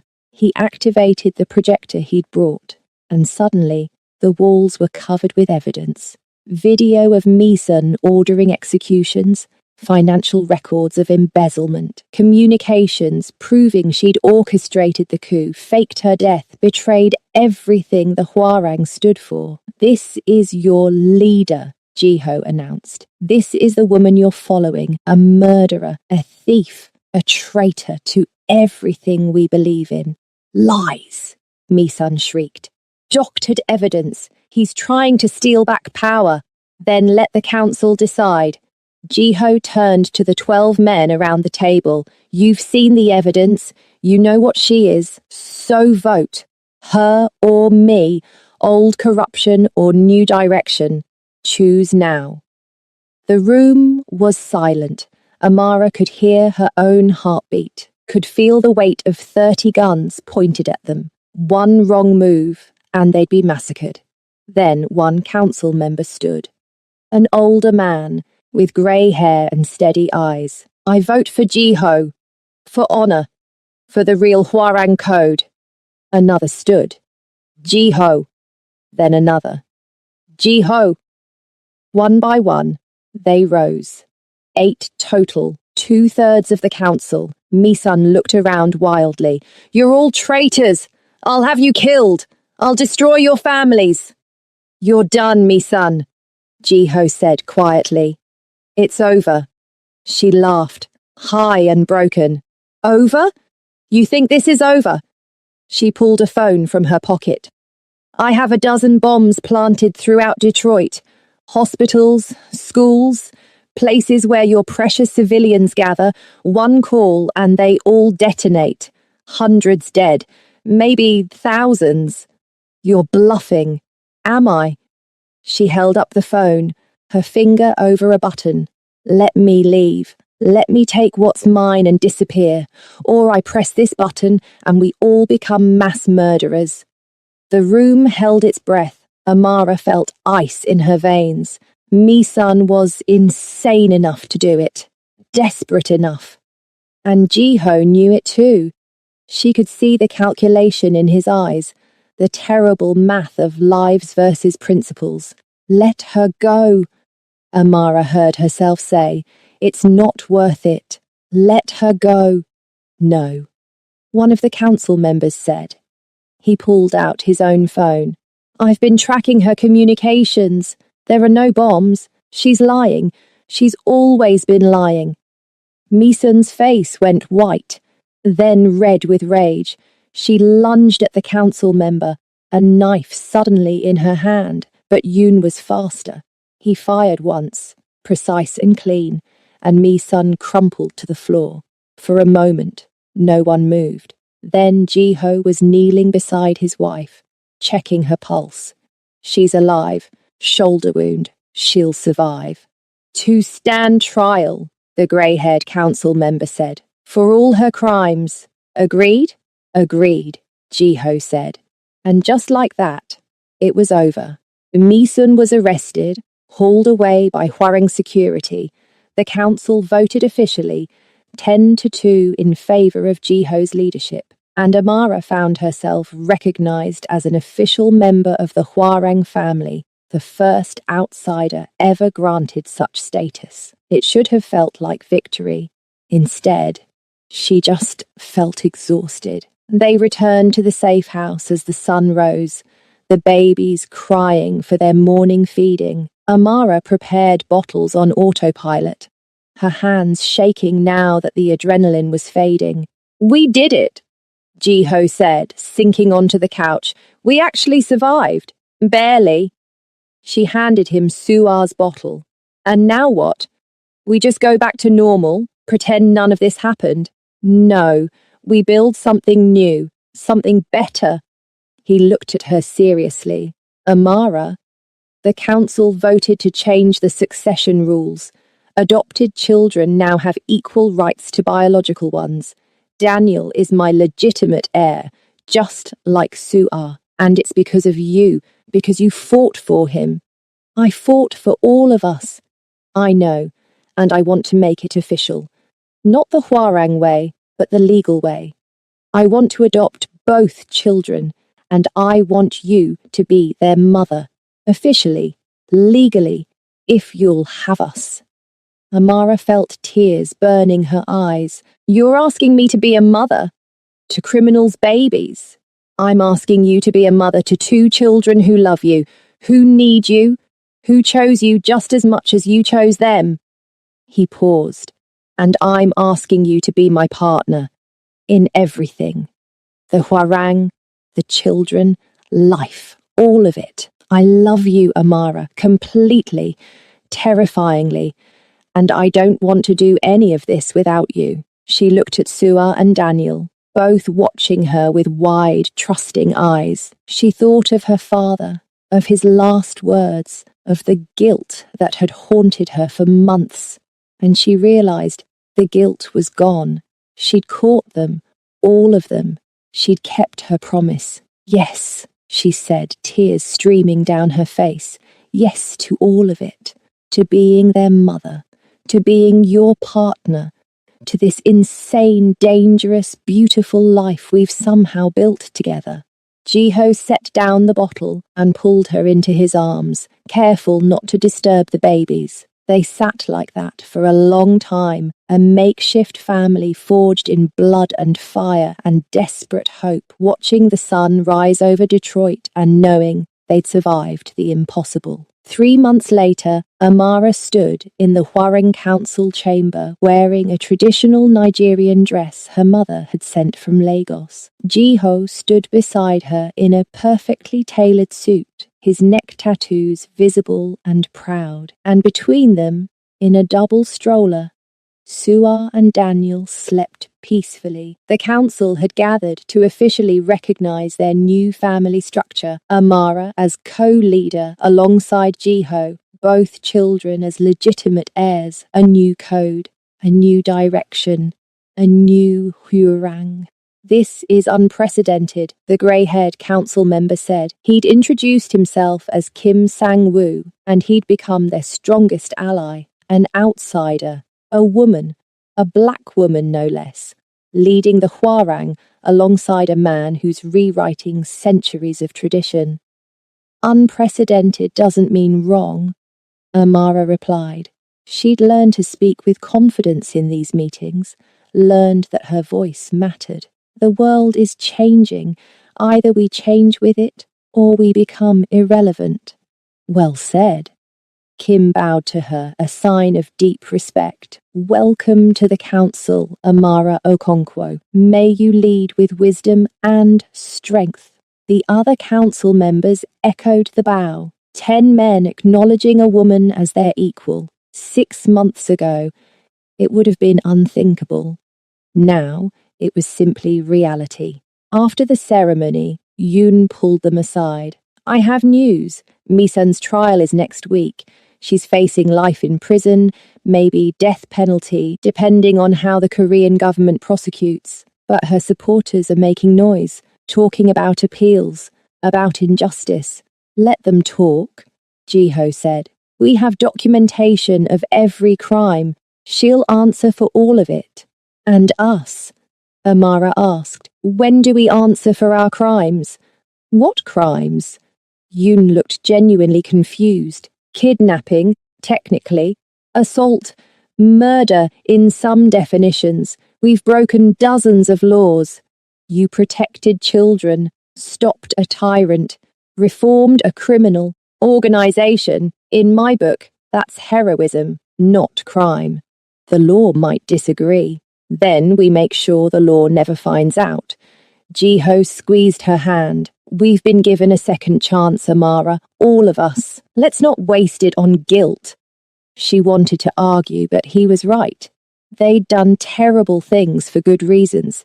She'd killed a man, shot at others, become complicit in crimes she couldn't even name, but she'd also saved lives, protected children. Maybe that balanced the scales, or maybe it didn't. Either way, she couldn't change the past. She could only move forward. That night, in their new penthouse, overlooking the Detroit River, Amara fed the babies their bedtime bottles, while Jiho cooked dinner. Actual home-cooked Korean food, something he'd insisted on learning properly now that they had a real kitchen. "This is surreal," she said, watching him move around the kitchen. "6 months ago, I was eating ramen in a studio apartment and trying to remember why I should bother living another day. Now I'm here, with you, with them, living a life I couldn't have imagined. Do you miss it? Your old life?" "God, no. My old life was empty. This is messy and complicated and sometimes terrifying, but it's real. It matters. You matter." He set down the spoon and crossed to her. "You've always mattered, Amara. You just needed to remember that." She leaned into his kiss, careful not to jostle the babies in her lap. When they broke apart, both children were staring at them with identical expressions of fascination. "They're judging us," Amara said. "Let them. We've earned this happiness." Later, after the babies were asleep and dinner was eaten and the dishes were done, they stood on the balcony watching the city lights. It had become their ritual, these quiet moments of peace between storms. "I talked to my mother today," Amara said, "told her about the adoption." "How did she take it?" "She cried, then she laughed, then she cried again. She wants to meet you, meet the babies. She's coming to visit next month." "And you told her what, exactly? About me?" "That you're a businessman, which is technically true, just not the full truth." "We'll have to tell her eventually. Maybe. Or maybe we just let her think you're a legitimate entrepreneur who happens to have a lot of tattoos and an unusual business model." "So we lie. We protect her. There's a difference." He was quiet for a moment. "My parents died when I was young. I never got to introduce them to me son, never got to show them the life I built. Part of me is grateful. They wouldn't have approved, but another part wishes they could see this, see us, see that I found something real in all the darkness. They'd be proud," Amara said firmly, "of the father you've become, of the leader you are, of the man who chooses love over power. I didn't choose. Love chose me. You chose me. We chose each other, and we'll keep choosing each other every day, no matter what comes."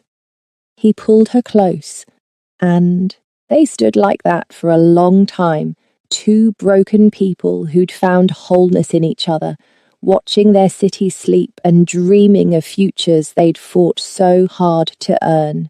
We hope you've enjoyed this incredible journey with Amara and Jiho. If you've been following along, please hit that subscribe button and smash that like. We want to hear from you in the comments. What did you think of Amara's transformation? Are you team found family? And most importantly, where are you watching from? Drop your city or country below. Part 2 is coming up next, where we'll see how this story concludes. Don't go anywhere. The first few weeks of their new life settled into something almost resembling normalcy. Almost.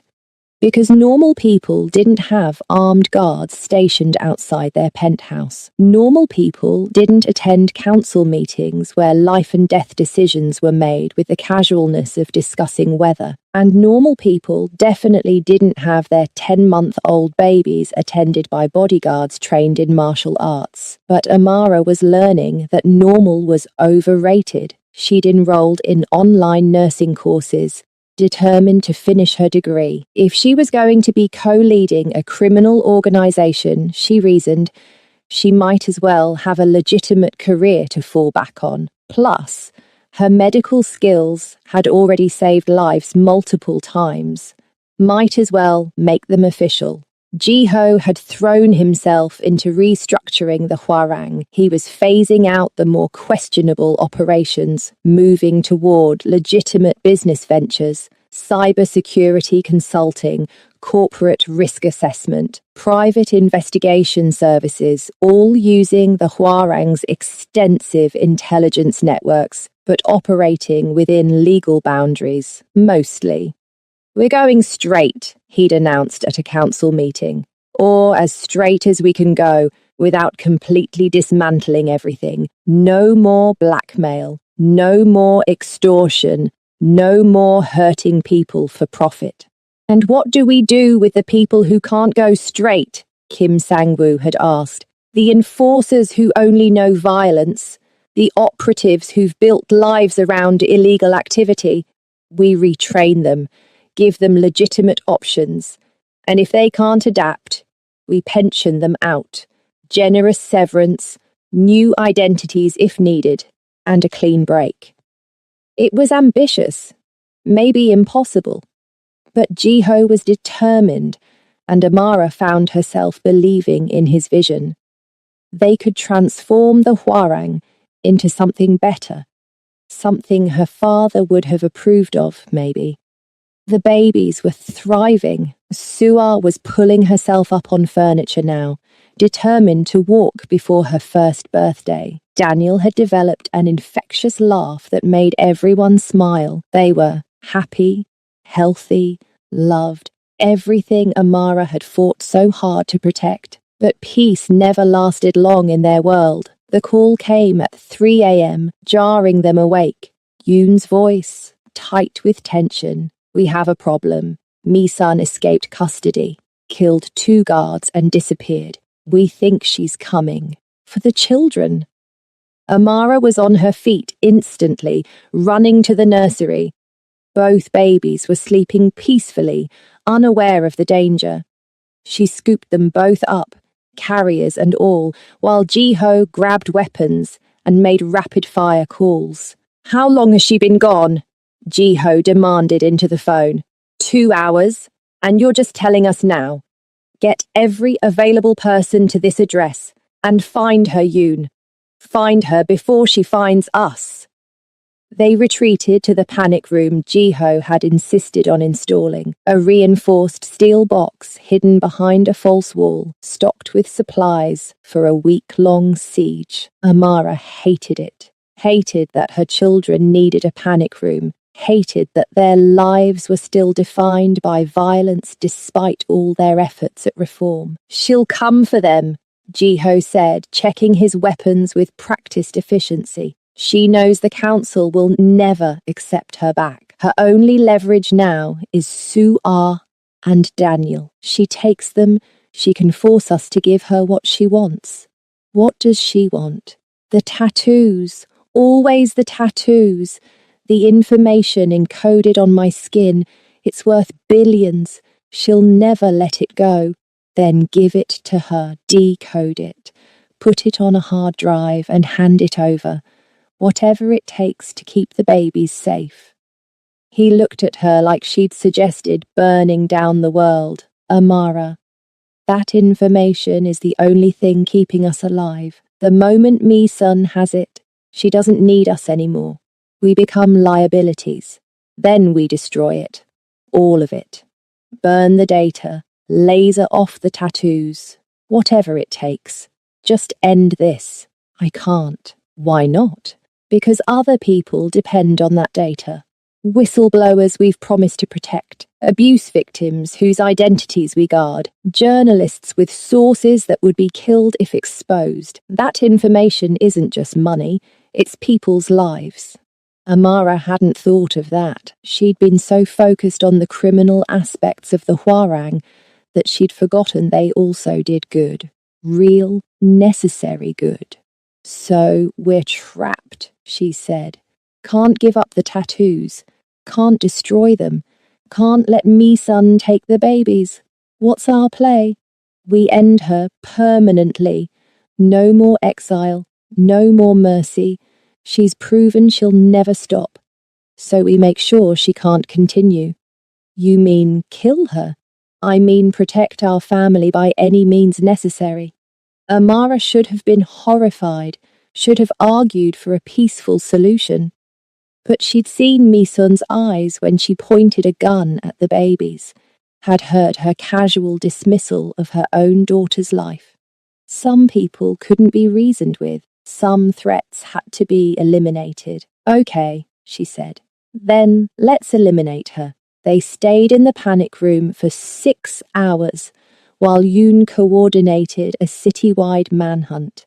Every Hwarang member, every allied organization, every contact they'd accumulated over decades, all searching for one woman who'd proven herself a ghost. Finally, at 9 a.m., Yoon called back. We found her. She's at the original safe house, the motel where Park was killed. She's alone, or appears to be.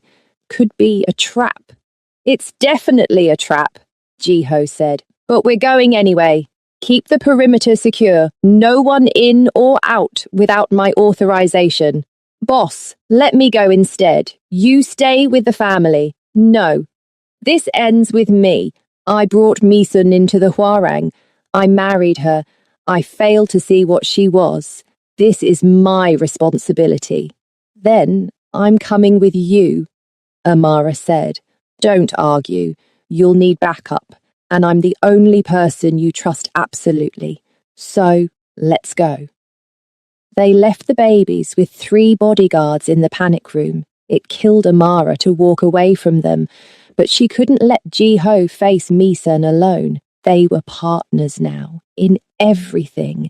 The drive to the motel was tense. Yoon drove, Jiho rode shotgun, and Amara sat in back, checking weapons she'd learned to use over the past months. A compact pistol, backup knife, body armor under her jacket. She'd transformed from delivery driver to soldier, without quite realizing it.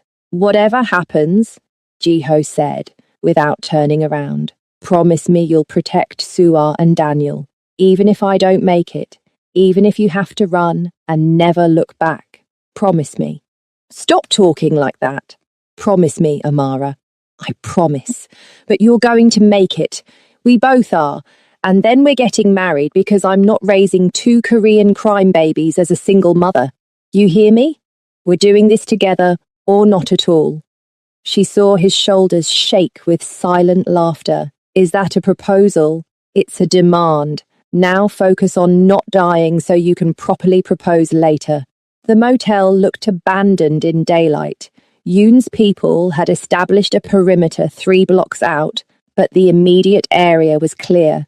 Too clear. Amara's instincts screamed trap. They approached room 237, the same room where Misun had first ambushed them. Poetic, in a terrible way. Everything coming full circle. Jiho knocked. Misun, it's over. Come out peacefully and you'll get a fair trial. I promise you that much. The door opened. Misun stood there and she looked like a different person. Wild-eyed, dishevelled, a far cry from the elegant woman who'd once led council meetings. But the gun in her hand was steady. Fair trial? She laughed. In what world would I get a fair trial? I'm a woman who dared to challenge the patriarchy.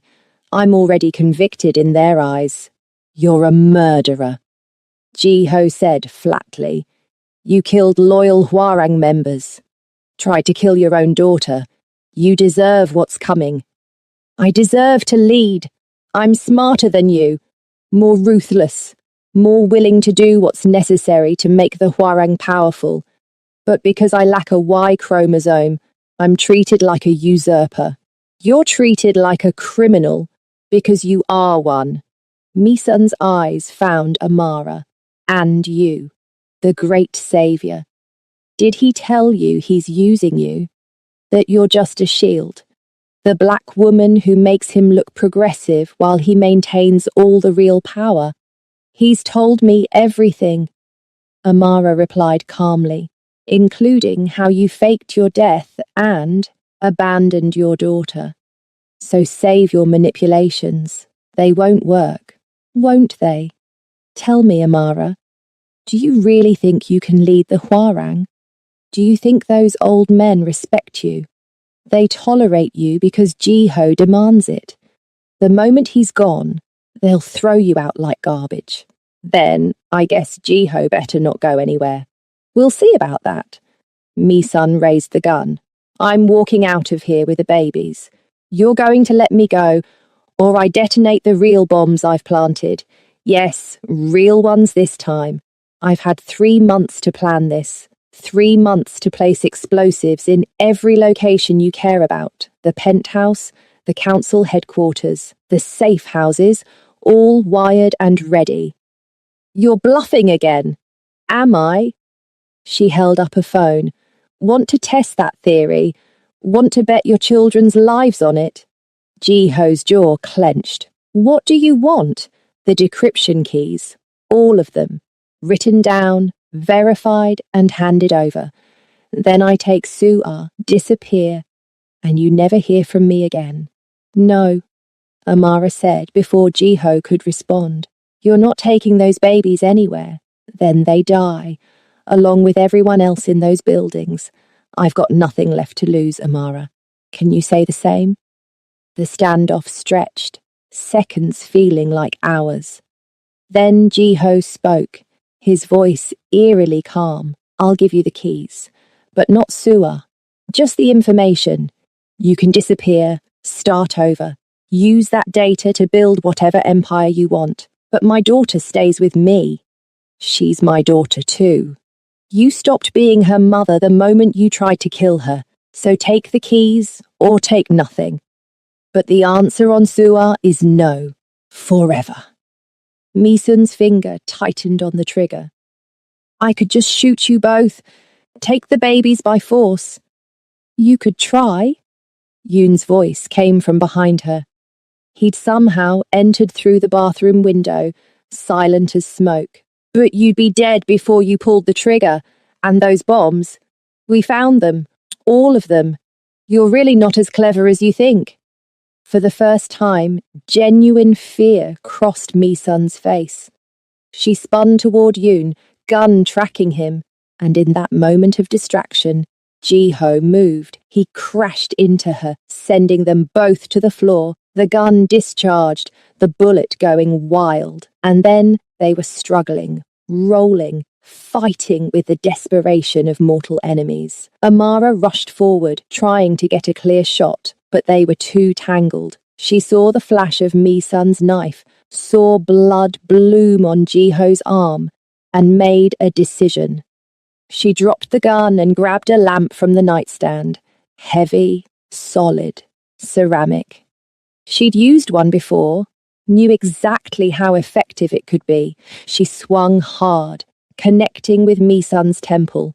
The woman went limp instantly, knife clattering from her fingers. Jiho rolled away, breathing hard, clutching his bleeding arm. Is she dead? Amara asked. Yoon checked her pulse. Unconscious, might have a concussion, but alive. Good. She stands trial, answers for everything, no execution, no easy way out. She faces justice. They called in Yoon's team to secure Mi-sun, get her medical attention, and transport her to a facility where she couldn't escape again. A proper prison this time, with Hwarang guards who were loyal to Jiho watching her every second. In the SUV heading back to the penthouse, Amara finally let herself shake. The adrenaline was crashing, fear and relief and exhaustion hitting all at once. Jiho pulled her close with his good arm, his injured one wrapped in makeshift bandages. You saved me again, he said softly. How many times is that now? I've lost count. You can pay me back by staying alive. Deal. And Amara? About that proposal you demanded earlier. Not now. Ask me properly when we're not covered in blood and trauma. Fair enough.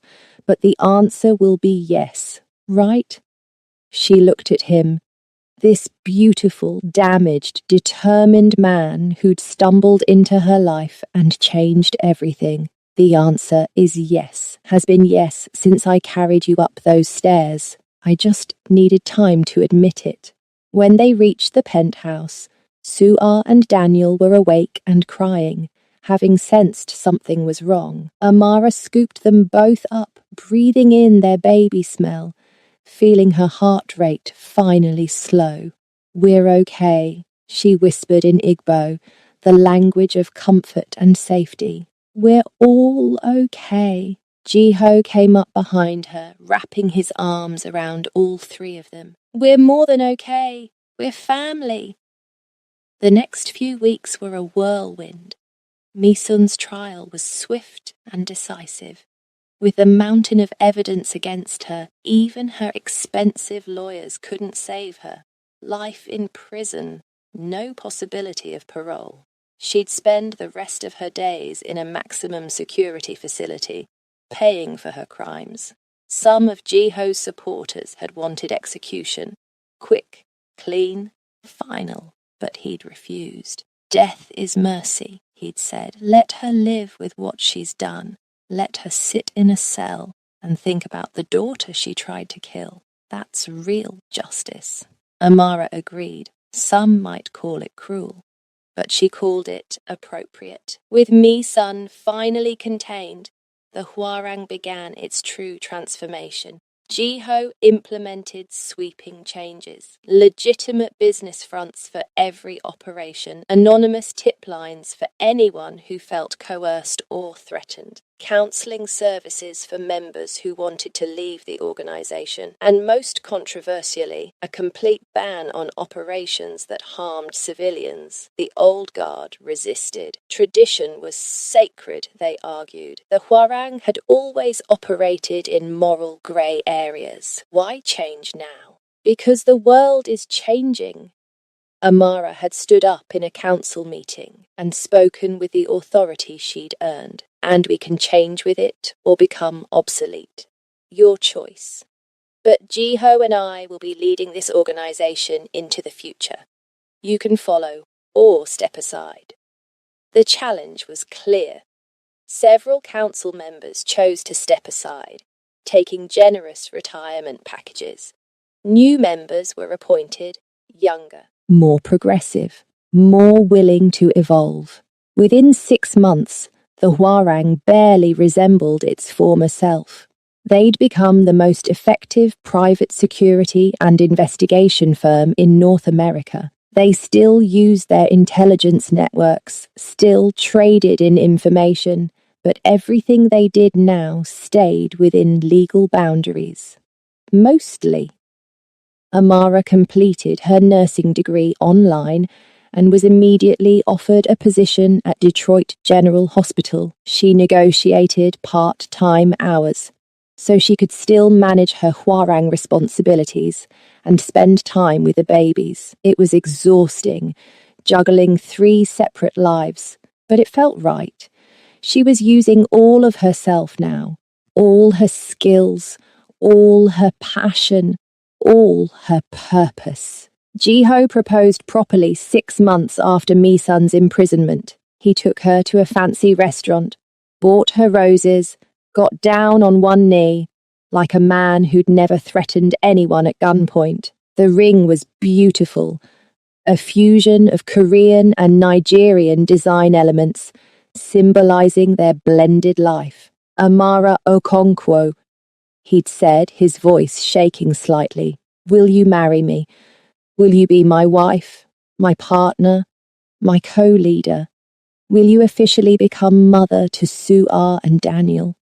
Will you spend the rest of your life arguing with me and loving me and building this impossible dream we've created?" She'd said yes before he finished the question. Yes to all of it. Yes to forever. They married 3 months later in a ceremony that blended Korean and Nigerian traditions. The council attended in formal hanbok. Amara's mother flew in from Lagos, elegant in traditional aso ebi, and Su'ar and Daniel toddled down the aisle as flower babies, scattering petals everywhere and making everyone laugh. It wasn't the life Amara had imagined for herself a year ago, but it was better, richer, fuller, more real than anything she could have dreamed. The babies were walking now, almost running. Su'ar was serious and determined, already showing leadership qualities. At just over a year old, Daniel was gentle and laughing, quick to hug anyone who seemed sad. They were perfect opposites and perfect together. One evening, Amara found Jiho in the nursery, watching the twins sleep. His face was soft, with an emotion she'd learned to recognize, grateful wonder that they'd survived everything. "What are you thinking?" she asked, slipping her hand into his. "That I was dead, bleeding out in that loading dock, children in my arms, no hope of survival. And then you appeared. You, with your expired nursing degree, and your delivery app, and your father's voice in your head telling you to catch people when they fall. I didn't know what I was doing. I just knew I couldn't let you die." "You did more than keep me alive. You gave me a reason to live. You gave all of us that." He turned to face her. "I've been thinking about something. The tattoos, the encryption. What about them? I want to start removing them, gradually, safely. Transfer the data to secure servers. Then laser off the ink, return my body to myself." Amara felt her breath catch. "Jiho, those tattoos are part of who you are, part of your identity. They're part of who I was, but I'm different now. We're building something new, something that doesn't require me to be a walking database. And honestly, I'm tired of being valued for the information on my skin rather than the man underneath. I value the man underneath, always have. I know. That's why I want to do this. For us. For our future. For the possibility that someday Su'ar and Daniel won't have to explain why their father is covered in encrypted tattoos. Keep the neck ones, Amara said impulsively. They're beautiful, and they're part of your story. Our story. The first thing I noticed about you, even while you were pointing a gun at me." He laughed. "Keep the neck tattoos. Remove the rest. I can live with that compromise." "Good, because you're stuck with me now, tattoos or not. We're legally bound." Best trap I ever walked into. They stood there together, watching their children sleep. Two broken people who'd somehow built a whole life. Outside, Detroit glittered in the darkness. A city that had witnessed their transformation from strangers to family. Amara thought of her father, wondered if he could see her now, hoped he understood the choices she'd made. The nursing degree had come, eventually. The life of service he'd wanted for her, just not in the way either of them expected. "Don't let them fall, NYM," she whispered in Igbo, repeating his words like a prayer. "Whatever happens, catch them." And she had. She'd caught Jiho when he fell, caught Su'ar and Daniel, caught herself when she was drowning in grief and purposelessness. She'd caught them all and refused to let go. That was love. That was family. That was the life she'd fought so hard to build. 1 year later, Amara stood in the council chambers, holding an infant in her arms.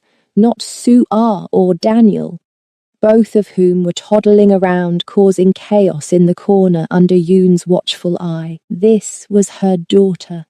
Hers and Jiho's, 3 months old, with her mother's dark skin and her father's intense eyes. They'd named her Ada, the Igbo word for first daughter, paired with the Korean name Haiwon.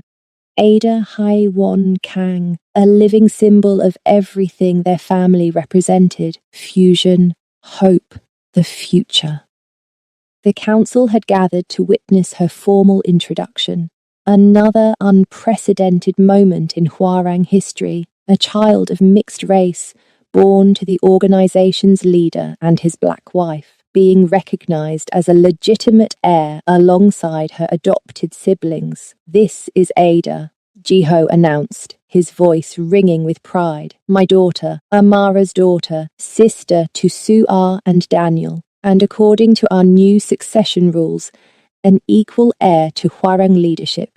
Kim Sang-woo stood and bowed. "Welcome, Ada Hae-won. May you grow strong and wise. May you lead with honor. May you continue the revolution your parents started." One by one, the council members bowed. Some still looked uncomfortable with the changes, with the mixed-race heir, with the future barreling toward them, but they bowed. That was progress.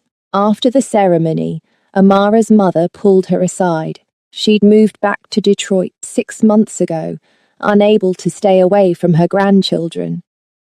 "Your father would be so proud," she said, tears in her eyes, "of all of this, of who you've become. I'm married to a reformed criminal, Mama." "I don't think that's what he imagined. No, he imagined you would be a healer, someone who saves lives. And look at you." She gestured around at the council chamber, at Jiho playing with the children, at the organization that had transformed itself. "You saved one life and ended up saving dozens, maybe hundreds. You've healed more than bodies, Ada M. You've healed souls." It was the first time her mother had called her Ada, the name they'd given the baby, the name that meant first daughter, most precious, most loved. "Thank you," Amara whispered, "for understanding, for accepting this." "Understanding? Accepting?" Her mother laughed. "My daughter is queen of a Korean crime syndicate. My grandchildren are international heirs to a billion-dollar operation. My son-in-law has encrypted tattoos and kills people who threaten his family. What's there to accept? This is wonderful." "Mama, you're supposed to be scandalized." "Scandalized? Please, I grew up in Nigeria during military coups. I've seen real criminals. Your husband is trying to reform his organization, provide for his family, protect the innocent. That's not criminal, that's leadership. You're taking this surprisingly well, because I see how happy you are, how purposeful.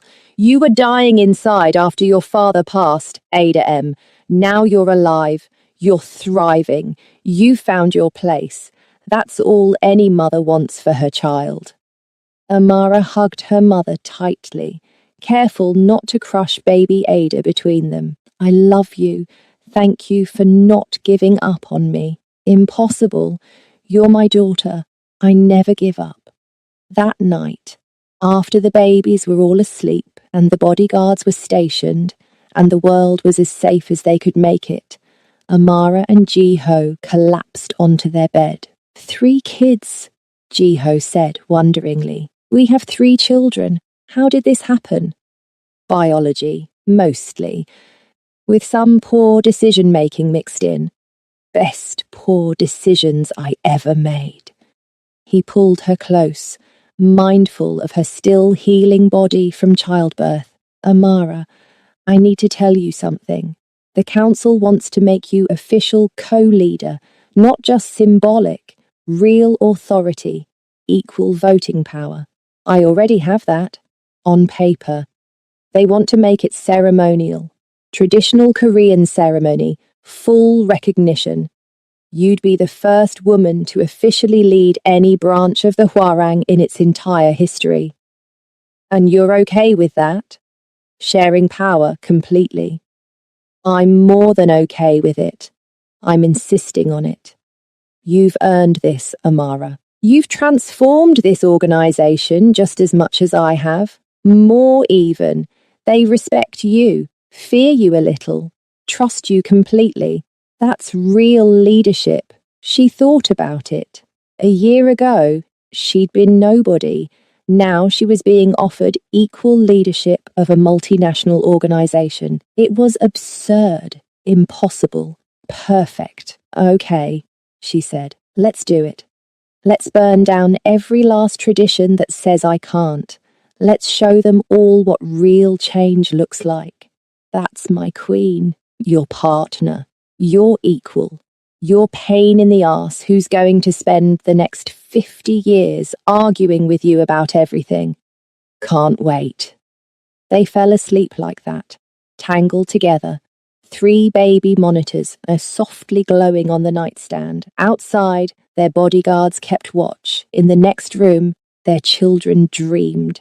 And somewhere in the city, the Huareng continued its transformation into something new. 6 months later, Amara stood in front of the full Huareng assembly, not just the council, but representatives from every branch, every cell, every operation across North America. Hundreds of people gathered to witness her official coronation as co-leader. She wore traditional Korean hanbok in rich purple and gold, paired with Nigerian coral beads her mother had worn at her own wedding. Her hair was styled in intricate braids, her makeup flawless. She looked like royalty, felt like an imposter.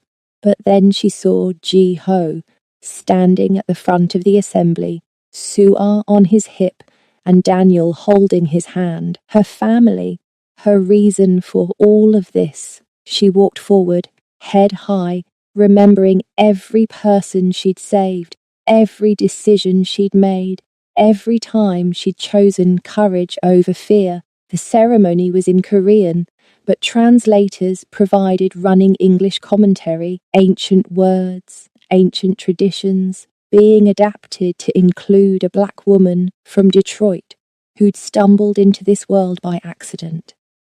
When they placed the ceremonial crown on her head, a hush fell over the assembly. This was the moment, the point of no return.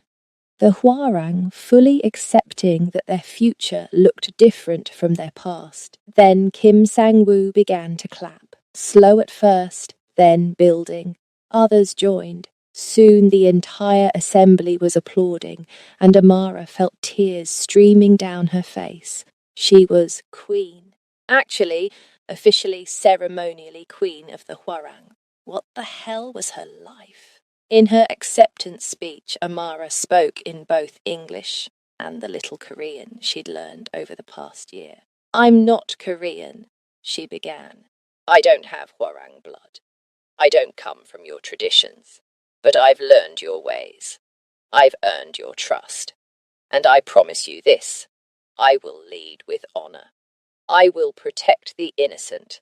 I will transform this organization into something that serves rather than dominates, and I will never forget that I stand here because one man fell at my feet and asked for help, and I chose to catch him. She looked at Ji-ho. We chose each other, and we'll keep choosing each other, and choosing this organization and choosing honor every single day. That's my promise. That's our promise. The old Huarang is dead. Long live the new Huarang. The assembly erupted. Some were cheering, some were weeping, some were probably horrified but hiding it well. But they were all united now, all committed to this strange new future. After the ceremony, during the reception, Yoon pulled Amara aside. I have news. Mi-sun died in prison. Heart attack.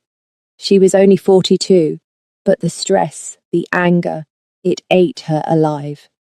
Amara felt nothing. No satisfaction, no grief. Just a strange emptiness. How do I tell Sue-ah? When she's older, how do I tell her that her biological mother tried to kill her? You tell her the truth. That her mother was sick. That mental illness and greed destroyed her, but that she had 2 parents who loved her enough to protect her. You and Ji-ho, that's what matters. I'm not her real mother. You're the mother who stays, who feeds her and changes her and rocks her when she's sick.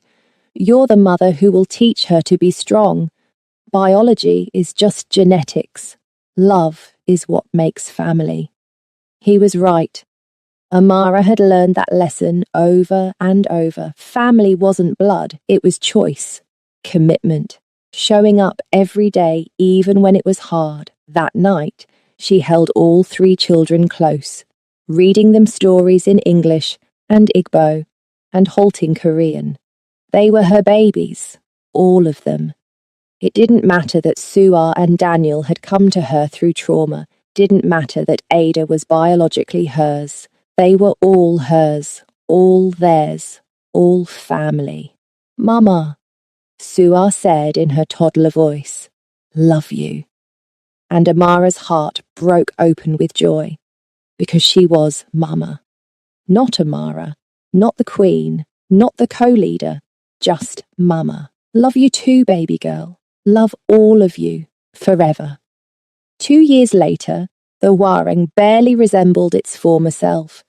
They'd transitioned almost completely to legitimate operations, cybersecurity, private investigation, corporate risk assessment, everything legal, everything transparent. Some of the old guard had left, unable to adapt, but new blood had flooded in. Young people excited by the organization's transformation, people who wanted to use their intelligence skills for good rather than profit. Amara had finished her nursing degree and was working part-time at Detroit General while managing her Hwarang duties. She'd specialized in emergency medicine, the kind of high-stakes, life-or-death work that suited her personality. Jiho had gotten most of his tattoos removed, just as he'd promised. Only the neck pieces remained, beautiful and striking, a reminder of where they'd come from. He'd also started a foundation to help people escape organized crime, providing resources, protection, new identities for anyone trying to go straight. The children were thriving. Suar was 4 now, serious and determined, and already showing leadership qualities that made the council nervous in the best way. Daniel was gentle and artistic, constantly drawing pictures of their family. And Ada was 2, fearless and chaotic and absolutely convinced she ruled the world. They were planning baby number 4, a planned one this time, not born of trauma and survival, just a baby made of love and hope and the certainty that their family could always grow. One evening, Amara found Jiho on their balcony, looking out over Detroit. It had become their spot, their place to process everything. "What are you thinking?"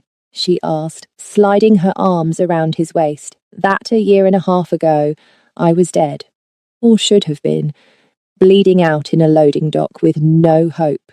And now I have everything. A wife I adore, 3 children I'd die for, an organization that's actually helping people, a future I never thought I'd see." He turned to face her. "You saved my life, Amara. In every way a person can be saved. You saved mine too. I was drowning in grief and guilt. You gave me purpose, gave me a family, gave me a reason to wake up every morning. We saved each other. Yeah, we did." They stood there together, watching their city, the place where they'd met, fought, loved, built their impossible life. Detroit had witnessed their transformation from strangers to partners, to legends in their own strange way. "Do you ever miss it?" Jiho asked. "Your old life, before all this chaos?" Amara thought about it honestly. The cramped apartment, the delivery routes, the endless grinding loneliness. Not even a little bit. That woman was lost. This woman knows exactly where she belongs. And where's that? Here. With you. With our babies. Leading an organization that's trying to be better. It's messy and complicated and sometimes still dangerous. But it's real. It's ours. And I wouldn't trade it for anything. Not even for a normal life. white picket fence, 9 to 5 job, no assassination attempts? Especially not that. Normal is overrated. I'd rather have extraordinary and terrifying. He laughed and pulled her close. You're extraordinary and terrifying. It's what I love about you. Sweet talker, save it for when you want something. I do want something. Want you. Want this life. Want forever. You already have forever. You married me, remember? You're stuck. Best trap I ever walked into. From inside the penthouse, they heard Ada crying, then Sua's voice trying to soothe her, Daniel's laughter joining in, the sounds of their family, chaotic and beautiful and real. We should go help, Amara said. In a minute. Let me just hold you a little longer. Remember this moment. Remember that we made it.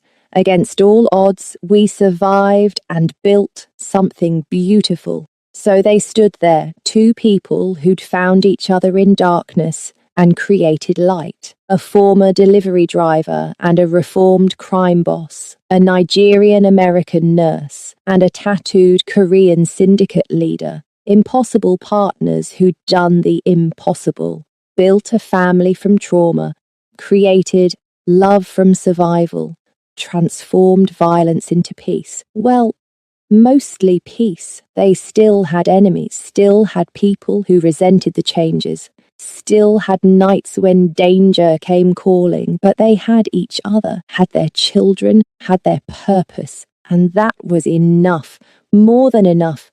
That was everything. Inside, Ada's crying turned to giggles as Sua tickled her. Daniel started singing a Korean lullaby Jiho had taught him, mixing in English words he'd learned from Amara. Their family. Their impossible, beautiful, chaotic family. Okay, Amara said. Now we can go help. They walked inside together, hand in hand, ready to referee toddler disputes and read bedtime stories and do all the normal things normal families did. Except they weren't normal. Would never be normal. And Amara wouldn't have it any other way. Years from now, when Sua asked about how her parents met, Amara would tell her the truth about the loading dock and the gun and the babies crying in the rain, about choosing courage over fear, about catching someone when they fell and refusing to let go, about love that was born in violence but grew into peace, about family that was chosen rather than given, about the life they'd built together, impossible and beautiful and real. That was their story. That was their truth. And it was enough. Thank you so much for staying with us through this incredible journey. If you made it to the end, you're part of something special. Please hit that subscribe button, smash that like, and drop a comment telling us what you thought. Did Amara and Jiho's story move you? What was your favourite moment? And where in the world are you watching from? We create stories like this every week. Tales of love and survival, of ordinary people thrust into extraordinary circumstances. This is just the beginning. There are more stories coming, more adventures, more journeys that will keep you on the edge of your seat. From all of us, thank you for being here. Thank you for investing your time in Amara and Jiho's story. Thank you for believing that love can survive anything, that families can be built from chaos, and that redemption is always possible. Until next time, keep catching the people who fall. Keep choosing courage. Keep building your own impossible, beautiful life. And this is just the beginning.